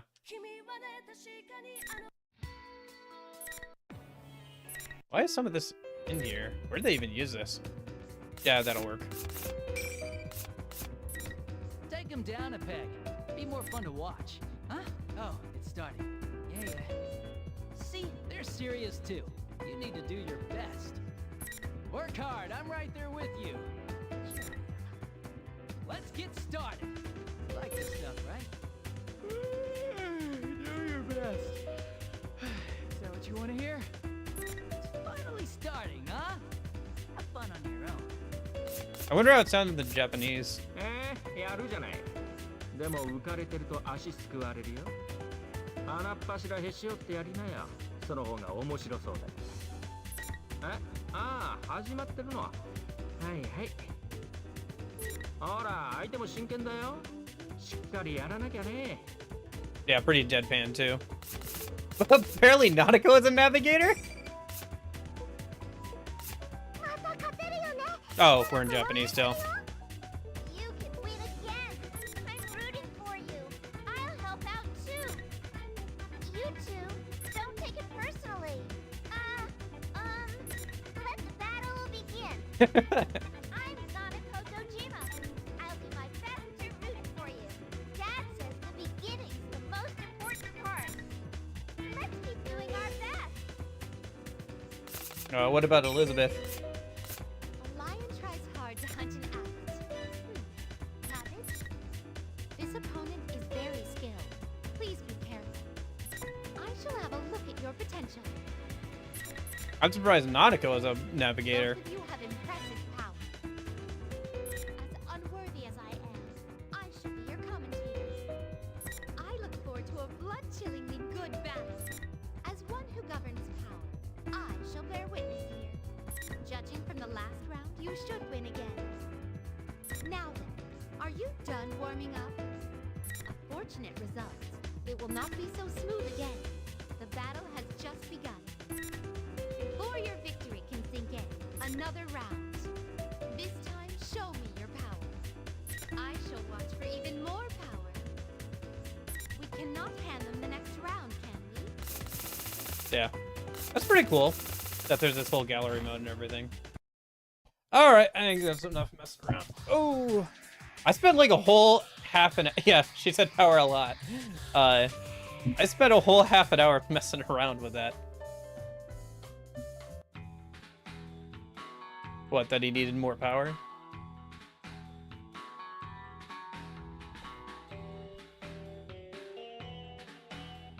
Okay. Well, that's fun. Yeah, we'll have to get more into the story on Thursday. I think Ultimax's story is laid out a bit better than Arena's was. Just for the fact that we don't have to keep going through characters over and over again and seeing the start. At the very least, like, things are getting repeated a little bit, but at least we're moving along properly. I was worried the timeline thing would be a little confusing, but so far it's been pretty consistent. I think if you could start with any of the characters and run through the whole plot without seeing the context of the others, it would be confusing. But since you have to, like, unlock certain, like, since you have to do certain ones to unlock the next ones, it's not too confusing or anything. But yeah, that was a lot of fun. Hopefully you guys enjoyed that. Thanks everybody for hanging out. Jeppo, Nash, Lorenzo, Union, Motox, Lupa, anybody lurking or watching back on the VOD. You guys enjoyed today's stream. I'll be back again on Thursday. I'll let you guys know on Thursday if I'm going to do a Friday stream for the Answer DLC or not. I'll know by then if I got stuff I got to do on Friday. But yeah. In case I don't see you on Thursday, maybe I'll see you this weekend. But in case I don't see you guys, hope you have a good afternoon, good evening, and good night. See you guys later.